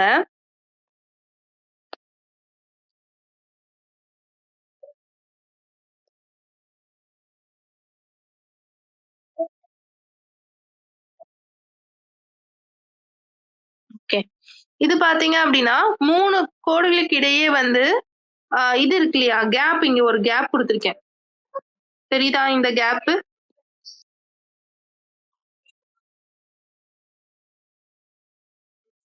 Okay ma'am. Yes ma'am. சரி மேம். இந்த அதாவது இப்படி கேப் இருந்து கூட இந்த இடத்துல உங்களுக்கு சாரி பென் யூஸ் ஆகல. ஓகே. இந்த இடத்துல கேப் இருந்தும் கூட நம்ம என்ன பண்றோம் அப்படின்னா இத வந்து முழுசா தான் பாக்குறோம். அதாவது இந்த இடத்துல நீங்க வித்தியாசம் தெரிஞ்சுக்கணும். அதாவது முழுமை காட்சி விதிக்கு வந்துட்டு நீங்க வந்து முழுசா பாக்குறீங்க. அப்ப வந்து இத ஃபுல்லா தான் எடுத்துக்கிறீங்க. ஓகே. இப்படி ஃபுல்லா எடுத்துக்கிறீங்க. இந்த இடத்துல வந்து ஃபுல்லா எடுத்துக்கிட்டாலுமே இங்க கேப்ஸ் இருக்கு. இங்க கேப் எதுவும் இல்ல. வித்தியாசம் தெரிஞ்சுக்கணும். மூடப்பட்ட விதிக்கும், முழுமை விதிக்கும் வந்துட்டு முழுமை காட்சி விதிக்கும் வித்தியாசம் பார்த்துக்கணும். ஓகே. இதுல கேப்ஸ் இருந்தாலுமே நீங்க என்ன பண்றீங்கன்னா, ஹோலா பாக்குறீங்க. இது ஒரு முக்கோணம் அப்படின்னு சொல்லி எடுத்துக்கிறீங்க. ஓகேவா? இதுவே வந்து இப்படி ஒரு சதுரம் இருக்குன்னு வச்சுக்கோங்களேன். இப்படி இருக்கு. இந்த இடத்துலயும் கேப் இருக்கு, இங்க கேப் இருக்கு, இங்க இருக்கிறதா வச்சுக்கோங்க. இங்க கேப் இருக்கு. இதையுமே நீங்க என்ன பண்றீங்க? ஒரு செவ்வகமா தான் பாக்குறீங்க. ரைட்? சோ இது வந்து மூடப்பட்ட விதியில வருது. அடுத்து தொடர்ச்சி விதி அப்படின்னா இப்போ ஒண்ணும் இல்ல. ஒரு சீரியல் முடியும் போது தொடரும் டெய்லியும் போடுறாங்கல்ல. அதுதான் வந்து தொடர்ச்சி விதி. அதாவது இது மாரி ஒரு புக்லயோ, இல்ல வந்து ஏதாவது நாவல்லயோ, இல்ல வந்து ஏதாச்சும் வந்து சீரியல்ஸ்லயோ வந்து புள்ளி வச்சு விட்டாங்கன்னா, நம்ம என்ன நெனச்சுக்குவோம்? தொடர்ச்சி இருக்கு, தொடரும் அப்படின்னு நம்மளே நெனச்சுக்கிறோம்ல. ஸோ அதே மாரி இது மாரி லைன்ஸ் வருது அப்படின்னாவே, அது வந்து தொடர்ச்சி விதியில வந்து வருது அப்படின்னு சொல்றாங்க. ஓகேவா? ஓகே. இப்ப அத வரைக்கும் எங்க பார்த்த மேடம் கிளாஸ் அப்ளை பண்ணுவோம்? தொடர்ச்சி விதி எதுல அப்ளை பண்ணுவோம்னா, சீரியல்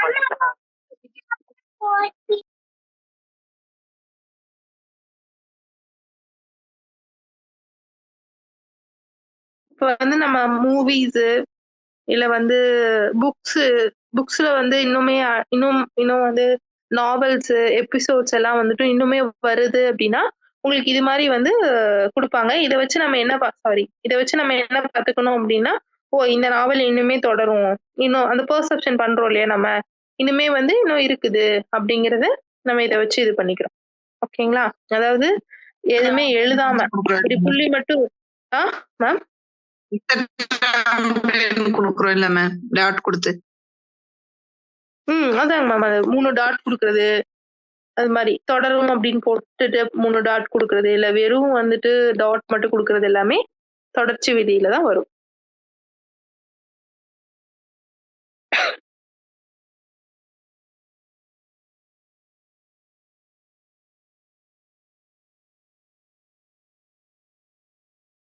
ஓகேவா?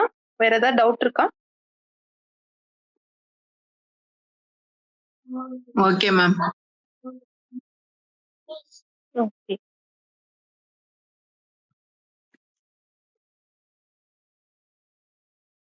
ஓகே. இப்ப லா ஆஃப் ஃபர்ஸ்ட் விதி பார்த்தோம்.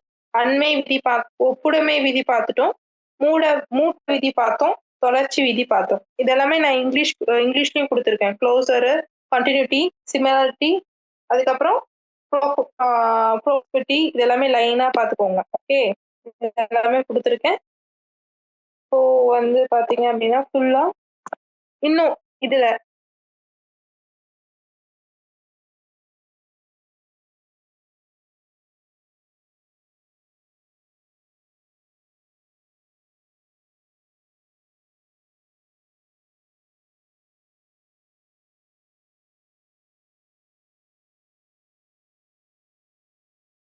வாய்ஸ் கேட்கல.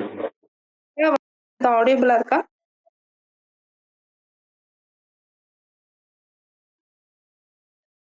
ஆடியபிளா இருக்கா? மேம் வாய்ஸ் வாய்ஸ் ஆடியபிளா இருக்கா? இப்போ இருக்கு கேக்குது மேடம். மேம். வாய்ஸ் அடிப்பா இருக்கு.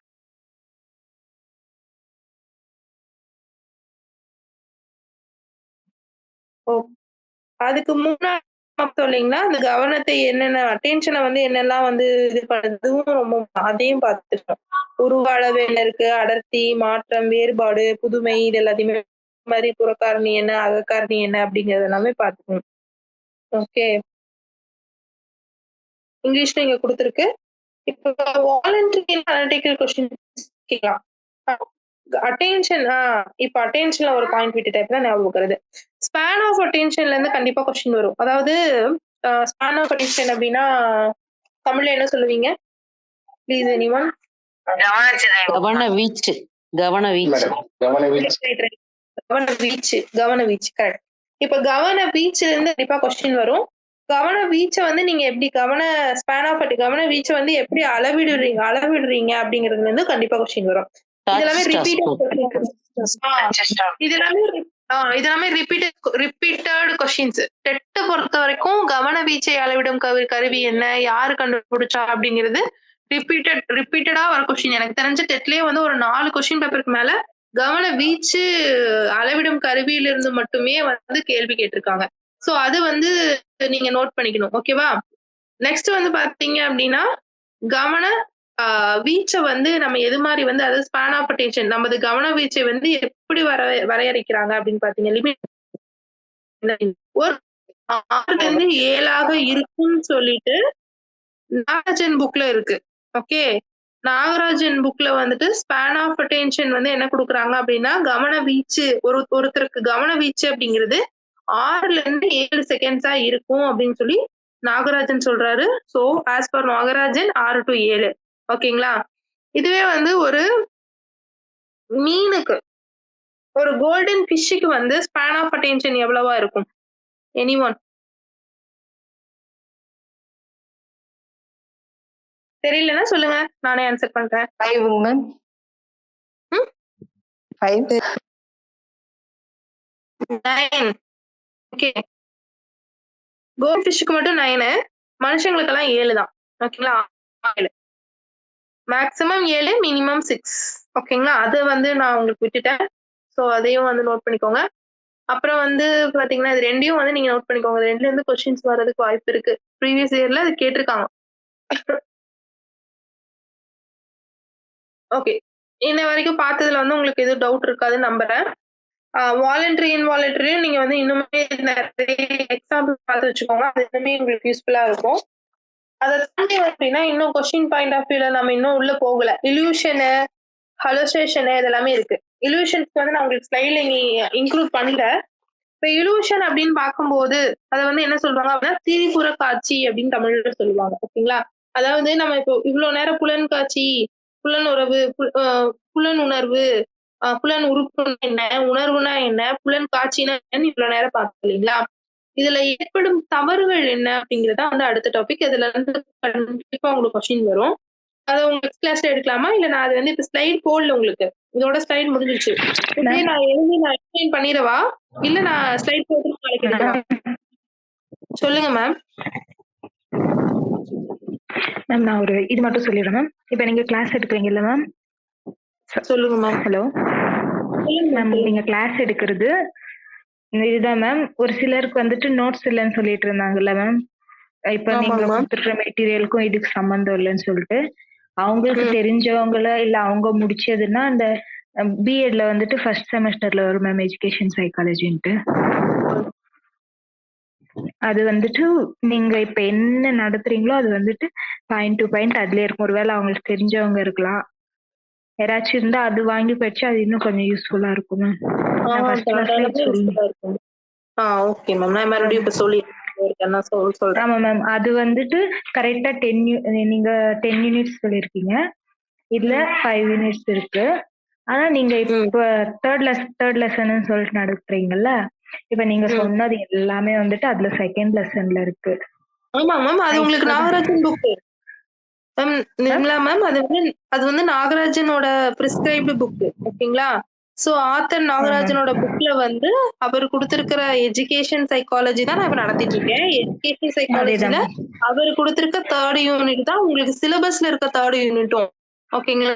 நீங்க டெட் பேப்பர் 2 சிலபஸை நீங்க எடுத்து பாருங்க, அதுலயும் உங்களுக்கு 3rd யூனிட் இதுதான். அதுதான் மேம் நான் சொல்றது என்னன்னா, இப்போ ஒரு சிலர் வந்துட்டு இப்போ ஒரு சிலர் வந்து நீங்க தமிழ்ல எக்ஸ்பிளைன் பண்ணுங்க, இன்னுமே தமிழ்ல பாயிண்ட்ஸ் கொடுங்க அப்படின்னு சொல்றதுக்கு நீங்க வந்து பிஎட் புக்ஸ் வந்து அவங்க கிட்ட இல்லைன்னா கூட யாருக்கிட்டயாவது கலெக்ட் பண்ணியாவது அதை ஒரு ரீட் பண்ண சொல்லுங்க. அது ஈஸியா இருக்கு, நீங்க சொல்ற பாயிண்ட் அதுல இருக்குன்னு சொல்றீங்க. கரெக்டா? ஆமா மேம். இப்ப நான் வந்துட்டு ரீசெண்டா யூஸ் பண்ணி நான் சொல்றேன். நான் அந்த புக் தான் கையில வச்சிருக்கேன். ஏன்னா அதுதான் நாகராஜன் பிரிஸ்கிரைப்டு புக் வச்சுதான் நான் எக்ஸ்பிளைன் பண்றேன். நீங்க சொல்றது கரெக்ட் தான் மேம். இப்பதான் நான் ரீசெண்டா வந்துட்டு முடிச்சேன். அது வந்து நாங்க எக்ஸாம் அது கொஞ்சம் ஈஸியா தான் இருக்கும். எக்ஸாம் எழுத போறதுக்கு முன்னாடி 1 வீக் முன்னாடி தான் நாங்க படிச்சே எழுதணும். அதனால அந்த எஜுகேஷன் சைக்காலஜியும் டீச்சிங் அண்ட் லேர்னிங் அந்த 2 புக்ல வந்துட்டு சைக்காலஜில ஃபுல்லா கிளியர் ஆயிடுது மேம். அப்புறம் வந்துட்டு இந்த பேப்பர் 1 நீங்க ஃபர்ஸ்ட் கிளாஸ் எடுத்தீங்கல்ல, அந்த பேப்பர் 1ல வந்துட்டு அந்த டீடைல் முடிச்சிருப்பாங்கல்ல மேம். எல்லாருமே டீடைல் முடிச்சிருப்பாங்க பேப்பர் 1 எழுதுறவங்க. அந்த டீடைல் முடிச்சவங்க கிட்ட இருக்கும் அந்த லேர்னிங் சைல்டுன்ட்டு ஒரு புக் இருக்கும். எல்லார்கிட்டயும் இருக்கும் எனக்கு தெரிஞ்சு. அந்த புக்ல இருக்கிறது அப்படியே நம்ம சைக்காலஜி புக்ல நம்ம இன்ஸ்டிடியூட்ல என்ன புக்ல கொடுத்துருக்காங்களோ அது அப்படியே டிட்டோ இருக்கும் மேம். ஏன்னா வந்துட்டு ஒரு சிலர் தெரிஞ்சிருக்க வாய்ப்பு இல்ல. இது நான் ஒரு நாள் பார்த்துட்டு தான் அதுக்காக தான் சொல்லிட்டு இருக்கேன், வேற ஒண்ணும் இல்ல. உங்களுக்கு அதுல ஓகே மேம். தேங்க்யூ. இல்ல புரியுது மேம் நீங்க சொல்றது. இதை நான் ஸ்டார்டிங்லயே நான் ஒரு டைம் சொல்லிட்டேன், மேபி அதை நீங்க கேட்டீங்களான்னு தெரியல. அதை படிச்சா போதும், அதை தாண்டி உங்களுக்கு வந்து கொஸ்டின்ஸும் வராது. ஏன்னா உங்களுக்கு சிலபஸே பிஎட் சிலபஸ் டிடிஎட் சிலபஸ் தானே.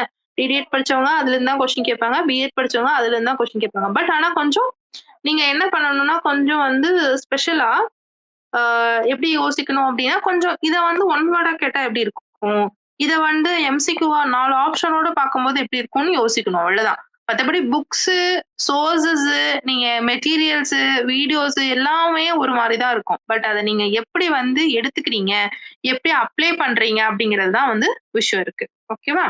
Thank you Nirmala ma'am. ஓகே, இப்ப நான் ஒரு கொஸ்டின் கேட்டேன் இல்லைங்களா? இப்ப வந்து திரிபுர காட்சி அப்படிங்கிறது அடுத்தது. அதாவது புலன் காட்சியில வந்து நம்ம என்னென்ன தவறு பண்றோம் அப்படிங்கிறது வந்து அடுத்த டாபிக்கா ஸ்டார்ட் பண்ணணும்.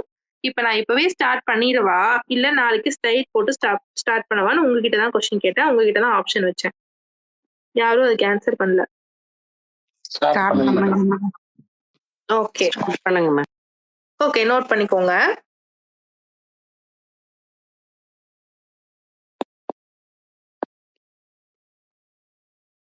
திரிபுர காட்சின்னு சொல்லுவாங்க, இல்யூஷன் அப்படின்னு சொல்லுவாங்க. இல்யூஷன்ஸ் வந்து நீங்க இல்யூஷன் அப்படிங்கிற வேர்டு கண்டிப்பா கேள்விப்பட்டிருப்பீங்க எல்லாருமே. அவன் வந்து இல்யூஷன் மாயையில இருக்கான், ஒரு மாயையில இருக்கான், அவன் வந்து ஏதோ ஒரு ஞாபகத்துல இருக்கான் அப்படின்னு எல்லாம் நம்ம வந்து பார்ப்போம் இல்லைங்களா? அதுதான் வந்து இல்யூஷன் சொல்லுவோம். இதுக்கு ரொம்ப ஈஸியான எக்ஸாம்பிள் என்ன அப்படின்னா நம்ம கயிறை பார்த்துட்டு பாம்புன்னு நினைக்கிறது. ஓகே, அதாவது ஒண்ணும் இல்ல, இது மாதிரி ஒரு கயிறு வந்து கீழே கிடக்கும், அதை பார்த்தோம்னா நம்ம வந்து என்ன நினைச்சுக்குவோம், பாம்புன்னு நினைக்கிறதா வந்து இல்யூஷன் அப்படின்னு சொல்றாங்க. அதாவது அது வந்து நம்மளோட பெர்செப்ஷன். ஏன் அப்படின்னா ஆல்ரெடி பாம்பை வந்து இருட்டுலயோ இல்ல கீழே கிடந்தோ பாம்பு வந்து சுருண்டு கிடந்த மாதிரியோ இல்ல சுத்திட்டு இருந்த மாதிரியோ நீங்க பார்த்து உங்களுக்கு பெர்செப்ஷன், அதாவது பாஸ்ட் எக்ஸ்பீரியன்ஸ் இருக்கு உங்களுக்கு ஆல்ரெடி. அந்த பாஸ்ட் எக்ஸ்பீரியன்ஸை நீங்க என்ன பண்றீங்க அப்படின்னா அந்த பாஸ்ட் எக்ஸ்பீரியன்ஸ் என்ன பண்றீங்க, பிரசன்ட்ல வந்து கைத்த பார்த்தோன்னா உடனே வந்து ராங்கா அஷ்யூம் பண்ணிட்டு, அதாவது தவறா நினைச்சிட்டு அதை வந்து என்ன நினைக்கிறீங்க, பாம்புன்னு நினைக்கிறீங்க ஒரு கயிறை பார்த்து. சோ அதுதான் அப்போ உங்களோட பெர்செப்ஷன் அந்த இடத்துல என்ன ஆகுது, தப்பா போகும். உங்களோட புலன் அதாவது என்ன சொல்ற புலன் காட்சி வந்து அந்த இடத்துல என்ன ஆகுது, தப்பாகுது. புலன் உணர்வு ஓகே, கண்ணு வந்து அந்த கைத்தை பார்த்துருச்சு, அது உங்களுக்கு அனுப்பிடுச்சு. ஆல்ரெடி உங்களுக்கு பாஸ்ட் எக்ஸ்பீரியன்ஸ் என்ன, அதே மாதிரி ஒரு மாடுலேஷன்ல கலர்ல நீங்க பாம்பை பார்த்திருக்கீங்க. உடனே உங்களோட சென்ஸ் ஆர்கன் கொடுத்த விஷயத்த உங்களோட மைண்ட் என்ன சொல்லுது, அது பாம்பு தான், பயந்து அந்த பக்கம் ஓடு அப்படிங்கிற ரெஸ்பான்ஸ் கொடுக்குது. அப்ப நீங்க என்ன பண்றீங்க அப்படின்னா உடனே அதுக்கு ரியாக்ட் பண்றீங்க. நீங்க ஓடுனதுக்கு அப்புறம் தான் தெரியுது அது கயிறுன்னு சொல்லிட்டு. சோ அப்போ உங்களோட பெர்செப்ஷன், அதாவது புலன் காட்சி அப்படிங்கிறது அந்த இடத்துல என்ன ஆகுது அப்படின்னா தப்பாகுது. அதுதான் வந்து இல்யூஷன் சொல்றாங்க. ஓகே, இப்ப வந்து இன்னும் எக்ஸாம்பிள் சொல்ல போனா அந்த நல்லா தகன்னு மின்னுது அப்படின்னா அதை நீங்க என்ன பண்ணிக்கலாம், தங்கம்னு நினைச்சிட கூடாது இல்லையா? தங்கம்னு நினைச்சிட்டீங்க அப்படின்னாலும் அது வந்து ஒரு தட்டா கூட இருக்கலாம். அதையுமே வந்து இல்யூஷன் அப்படின்னு தான் சொல்லுவாங்க. ஓகே, வேற ஏதாவது உங்களுக்கு இல்யூஷன்ல வந்து பாத்தீங்க அப்படின்னா பஸ்ல போகும்போதோ ட்ரெயின்ல போகும்போதோ வந்து மரங்கள்லாம் நகர்ற மாதிரி மலையெல்லாம் நகர்ற மாதிரி தெரியும். பட் ஆனா அது வந்து உங்களோட இல்யூஷன் தான், நீங்க தான் வந்து நகர்ந்து போயிட்டு இருக்கீங்க. உங்களுக்கு அது பார்க்கும்போது தெரியும் மரம் எல்லாம் ஃபாஸ்டா நகர்ற மாதிரி ஒரு ட்ரெயின்ல போகும்போதெல்லாம் இருக்கும். அதெல்லாம் உங்களோட இல்யூஷன் சொல்றாங்க, அதாவது திரிபுர காட்சின்னு சொல்றாங்க. இது வந்து புரிஞ்சிருக்கும்னு நினைக்கிறேன். இல்யூஷன் புரிஞ்சுதுங்களா?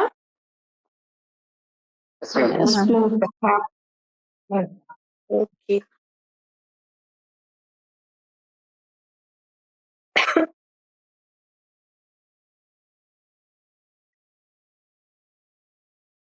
ஓகே. நெக்ஸ்ட் கிளாஸ்ல வந்துட்டு ஹலோசேஷன்னா என்ன, இல் பொருள் காட்சினா என்ன, இலூஷனோட இன்னும் 2-3 டைப்ஸ் கொடுத்துருக்காங்க, அது அப்புறம் மெமரிக்குள்ள போயிடலாம். ஓகேங்களா? ரிமெம்பர் மெமரிக்குள்ள போயிடலாம். மெமரில இருந்து கண்டிப்பா கொஸ்டின்ஸ் வரும். மெமரிக்குள்ள போயிடலாம். எனிவே உங்ககிட்ட புக் இருக்கு அப்படின்னா ஒரு டைம் ரீகால் பண்ணிட்டு ரிவிஷன் பண்ணிட்டு வாங்க. புக்கு இல்லாதவங்க ஒருக்கா வந்து நான் கொடுத்துருக்கிற நோட்ஸையாவது நோட்ல எழுதிட்டு உங்களுக்கு இன்னும் வந்து எக்ஸாம்பிள்ஸ் கொஞ்சம் தேடி பாருங்க. அப்பதான் அனலைசிங் கொஸ்டின்ஸ் எல்லாம் போட முடியும். அப்புறம் வந்து என்ன பண்ணுங்க அப்படின்னா நான் சொன்ன மாதிரி கொஸ்டின்ஸை கொஞ்சம் ஆப்ல இருக்க கொஸ்டின்ஸை படிங்க, மெட்டீரியலை வந்து ரீட் பண்ணுங்க. ஏதாவது டவுட் இருக்குன்னா நீங்க கிளாஸ்ல கேளுங்க, டெலகிராம்ல கேளுங்கன்னு நான் சொல்லிட்டேன். நீங்க டெலகிராம்ல எப்ப டவுட் இருந்தாலும் கேளுங்க, நான் உங்களுக்கு ரெஸ்பான்ஸ் பண்றேன். ஓகேவா? நம்ம கிளாஸ் இன்னைக்கு வைண்ட் அப் பண்ணிக்கலாம். 28 ஆயிடுச்சு. ஸோ ஓகே, இது வரைக்கும் நம்ம இப்ப பார்த்த வரைக்கும் டவுட். கண்டிப்பா வந்து இல்யூஷனும் நாளைக்கு ஸ்டார்ட் பண்றேன். நான் நாளைக்கு ஸ்டார்ட் பண்றது இல்யூஷன், அதாவது திரிபுர காட்சி, ரைட்? ஆமா, திரிபுர காட்சியில இருந்து நாளைக்கு நான் ஸ்டார்ட் பண்றேன். அதாவது புலன் காட்சியில் ஏற்படும் தவறுகள்ல இருந்து நான் ஸ்டார்ட் பண்றேன். திரிபுர காட்சியில் ஏற்படும் தவறுகள்ல இருந்து மேம் சொல்லுங்க. நேத்திக்கு பார்த்தலாம் மேடம். அதுல இருந்து ஒரு கொஞ்சம் கொஸ்டின்ஸ் கேட்டு வைண்ட் பண்ணிக்கலாமே மேடம். ஒரு 5 10 நேத்து பார்த்ததுல இருந்து கேக்குறீங்களா? நேத்திக்கு இன்னைக்கு இந்த 2 கிளாஸ்ல இருந்தும் கொஞ்சம் கொஸ்டின்ஸ் கேட்டுட்டு வைண்ட் பண்ணிக்கலாம். ஓகே மேம், ஓகே, தாராளமா மேம். கேட்கலாம் மேம். யாரு வேணாலும் கேட்கலாம். 2-3 கொஸ்டின்ஸ் கேளுங்க, மத்தவங்க ஆன்சர் பண்ணலாம், இல்லைன்னா நான் கேட்கிறேன்.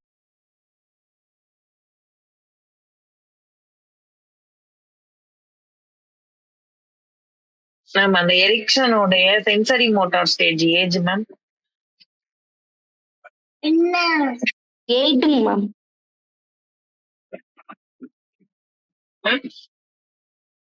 ஸ்டேஜ் கேட்கல மேடம், ஏஜ். சென்சரி மோட்டார் ஸ்டேஜோட ஏஜ். 8 ஸ்டேஜஸ்ல ஃபர்ஸ்ட் ஸ்டேஜ் இருக்குல்ல மேடம், புலன் காட்சி கற்றலாம் மேடம். 0 to 3 ma'am. 2 இயர்ஸ்னா 3ங்களா? 0 to 2. 0 to 3. 0 to 2. யாஜேக்கு தான் 0 to 2. அவங்க எரிக்சன் கேக்குறாங்க.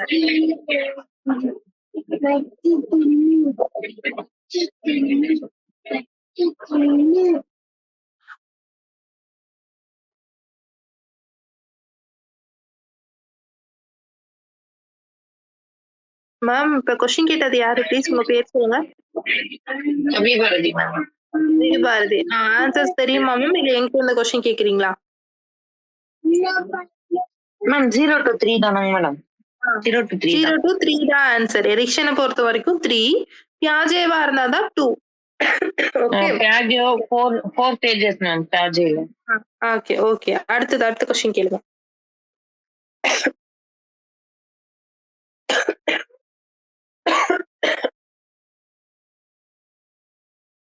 வேற யாராவது?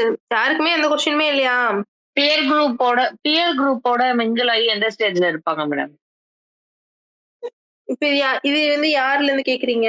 பியர் குரூப் கூட மிங்கிள் ஆகுது, எந்த தியரில இருந்து கேக்குறீங்க? Same ma'am. என்னங்க மேம்? எரிக்சன்ல இருந்தாங்க. எரிக்சன்ல இருந்து கேக்குறீங்க. ஓ, அது வந்து எந்த ஸ்டேஜ்னு கேக்குறீங்களா? பியர் குரூப் கூட மிங்கிள் ஆகுறது. Yes ma'am. எந்த ஸ்டேஜ்ல மிங்கிள் ஆவாங்க? 6 மேம். குமரப்பருவம். ஓகே. Yes ma'am. அடலசன்ஸ்ல மேம்.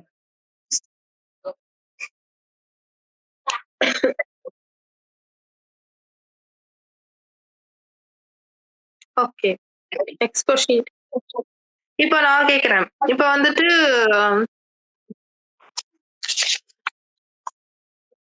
இப்ப முழுமை காட்சி விதி பார்த்தோம் இல்லைங்களா?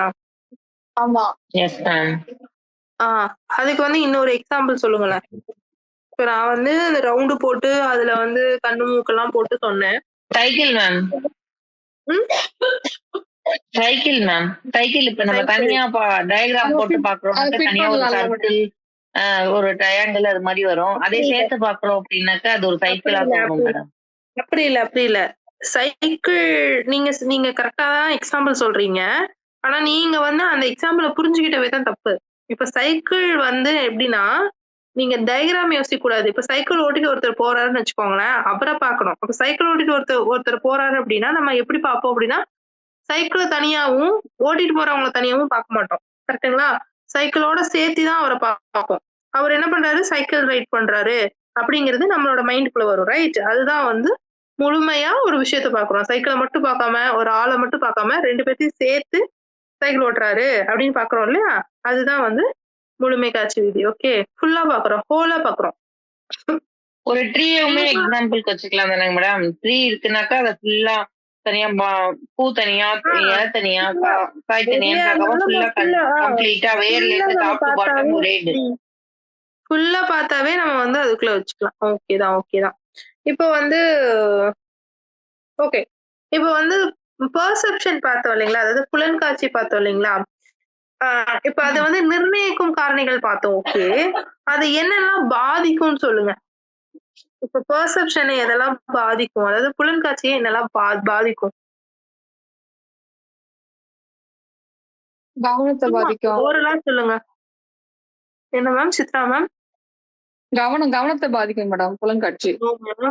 புலன்காட்சி கவனத்தை பாதிக்குமா?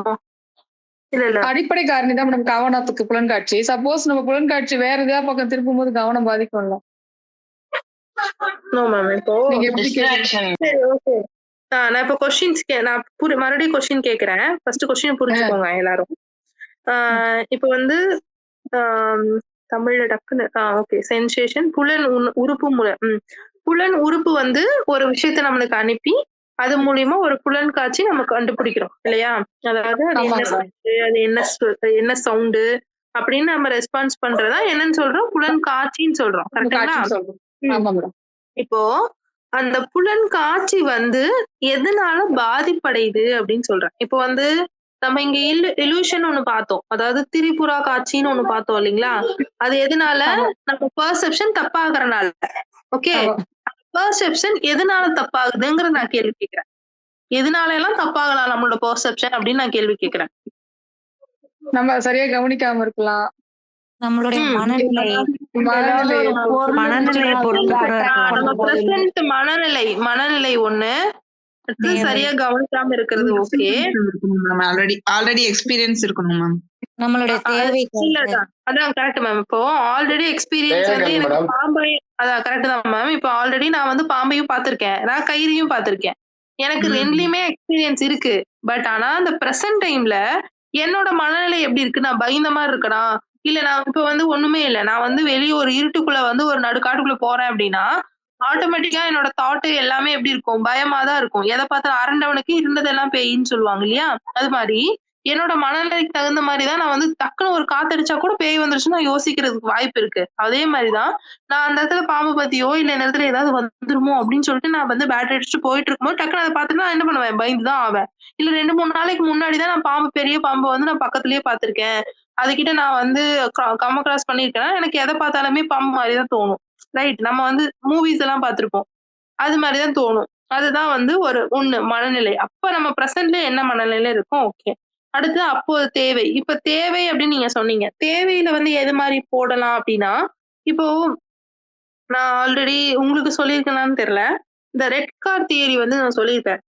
ஸ்டூடெண்ட்ஸ் கிட்ட சொல்லியிருக்கேன். இப்ப ரெட் கார் தியரி கேள்விப்பட்டிருக்கீங்களா? உங்ககிட்ட சொல்லியிருக்கான்னு தெரியல. பட் ஆனா ஸ்டூடெண்ட்ஸ் கிட்ட சொல்லியிருக்கேன். Red car theory. No ma'am. Okay. ஒண்ணும் இல்ல. ரெட் கார் தியரினா ஒண்ணும் இல்ல. இப்ப ஃபார் எக்ஸாம்பிள் வந்து உங்களுக்கு புரியுற மாதிரி சொல்லணும்னா நிறைய ஃபீமேல்ஸ் இருக்கீங்க. ஸோ அதனால கொஞ்சம் இந்த மாதிரி சொல்றேன். இப்போ வந்து ஒரு எப்படி சொல்லலாம்? சரி, காமனா சாரி வச்சுப்போம். இப்போ வந்து இந்த கலர்ல இந்த பார்டர்ல நான் வந்து சாரி எனக்கு வேணும் அப்படின்னு நீங்க நினைச்சிட்டீங்க அப்படின்னா உங்களுக்கு வந்து நீங்க அதே மாதிரி தேடுவீங்க. கடையில போயிட்டோ இல்ல எங்கேயாவது பார்க்கத்தோ இல்ல யாராவது கட்டி இருக்கிறதோ அதெல்லாம் நீங்க என்ன பண்ணுவீங்கன்னா தேடுவீங்க. சோ அது வந்து என்ன ஆகும் அப்படின்னா அப்போ உங்க கண்ணுக்கு ஈஸியா தெரியும். இப்போ வந்து ரெட் கார் தியரி அப்படிங்கிறது என்ன அப்படின்னா, இப்ப வந்து நம்ம வீட்டுல வந்து முன்னத்த நாள் டிஸ்கஸ் பண்றோம். நம்ம நாளைக்கு வந்து ஒரு கார் வாங்கலாம், அது வந்து ஒரு ரெட் கலர்ல நம்ம வாங்கலாம், ரெட் கலர் ரொம்ப ராசியான கலர், நம்ம ரெட் கலர்ல வாங்கலாம்னு ஒரு முன்னத்த நாள் நம்ம பேசிட்டோம்னு வச்சுக்கோங்களேன். அடுத்த நாள் நீங்க ரோட்ல வந்து போயிட்டு இருக்கும்போது நீங்க டெய்லியும் அந்த காரை பார்த்திருப்பீங்க, டெய்லியுமே அதை கிராஸ் பண்ணி போயிருப்பீங்க. ஆனா அது கண்ணுக்கு அப்ப முன்னத்த நாள் எல்லாம் தெரிஞ்சிருக்காது. நீங்க முன்னாடி டிஸ்கஸ் பண்ணிட்டு அடுத்த நாள் போகும்போது அந்த கார் உங்களுக்கு ரொம்ப விசிபிளா தெரியும். மூளை முடுக்குல நிக்கிற காரு, சந்து போதுல இருக்கிற காரு, எல்லா ரெட் கலர் காரும் உங்களுக்கு தெரியும். ஏன்னா நீங்க என்ன பண்ணுவீங்க அப்படின்னா உங்களோட தேவை வந்து அந்த ரெட் கலர் கார்ல இருக்கங்காட்டி அந்த ஆட்டோமேட்டிக்கா உங்களோட கவனம் உங்களோட பெர்செப்ஷன் எல்லாமே எங்க போகுது? அந்த ரெட் கலர் காருக்கு போகுது. அதுதான் உங்களோட தேவையை பொறுத்து உங்களோட எல்லாமே விசுவலைசேஷன்ல இருந்து எல்லாமே அது வந்து அங்க மாறு அப்படின்னு சொல்றாங்க. ஓகே.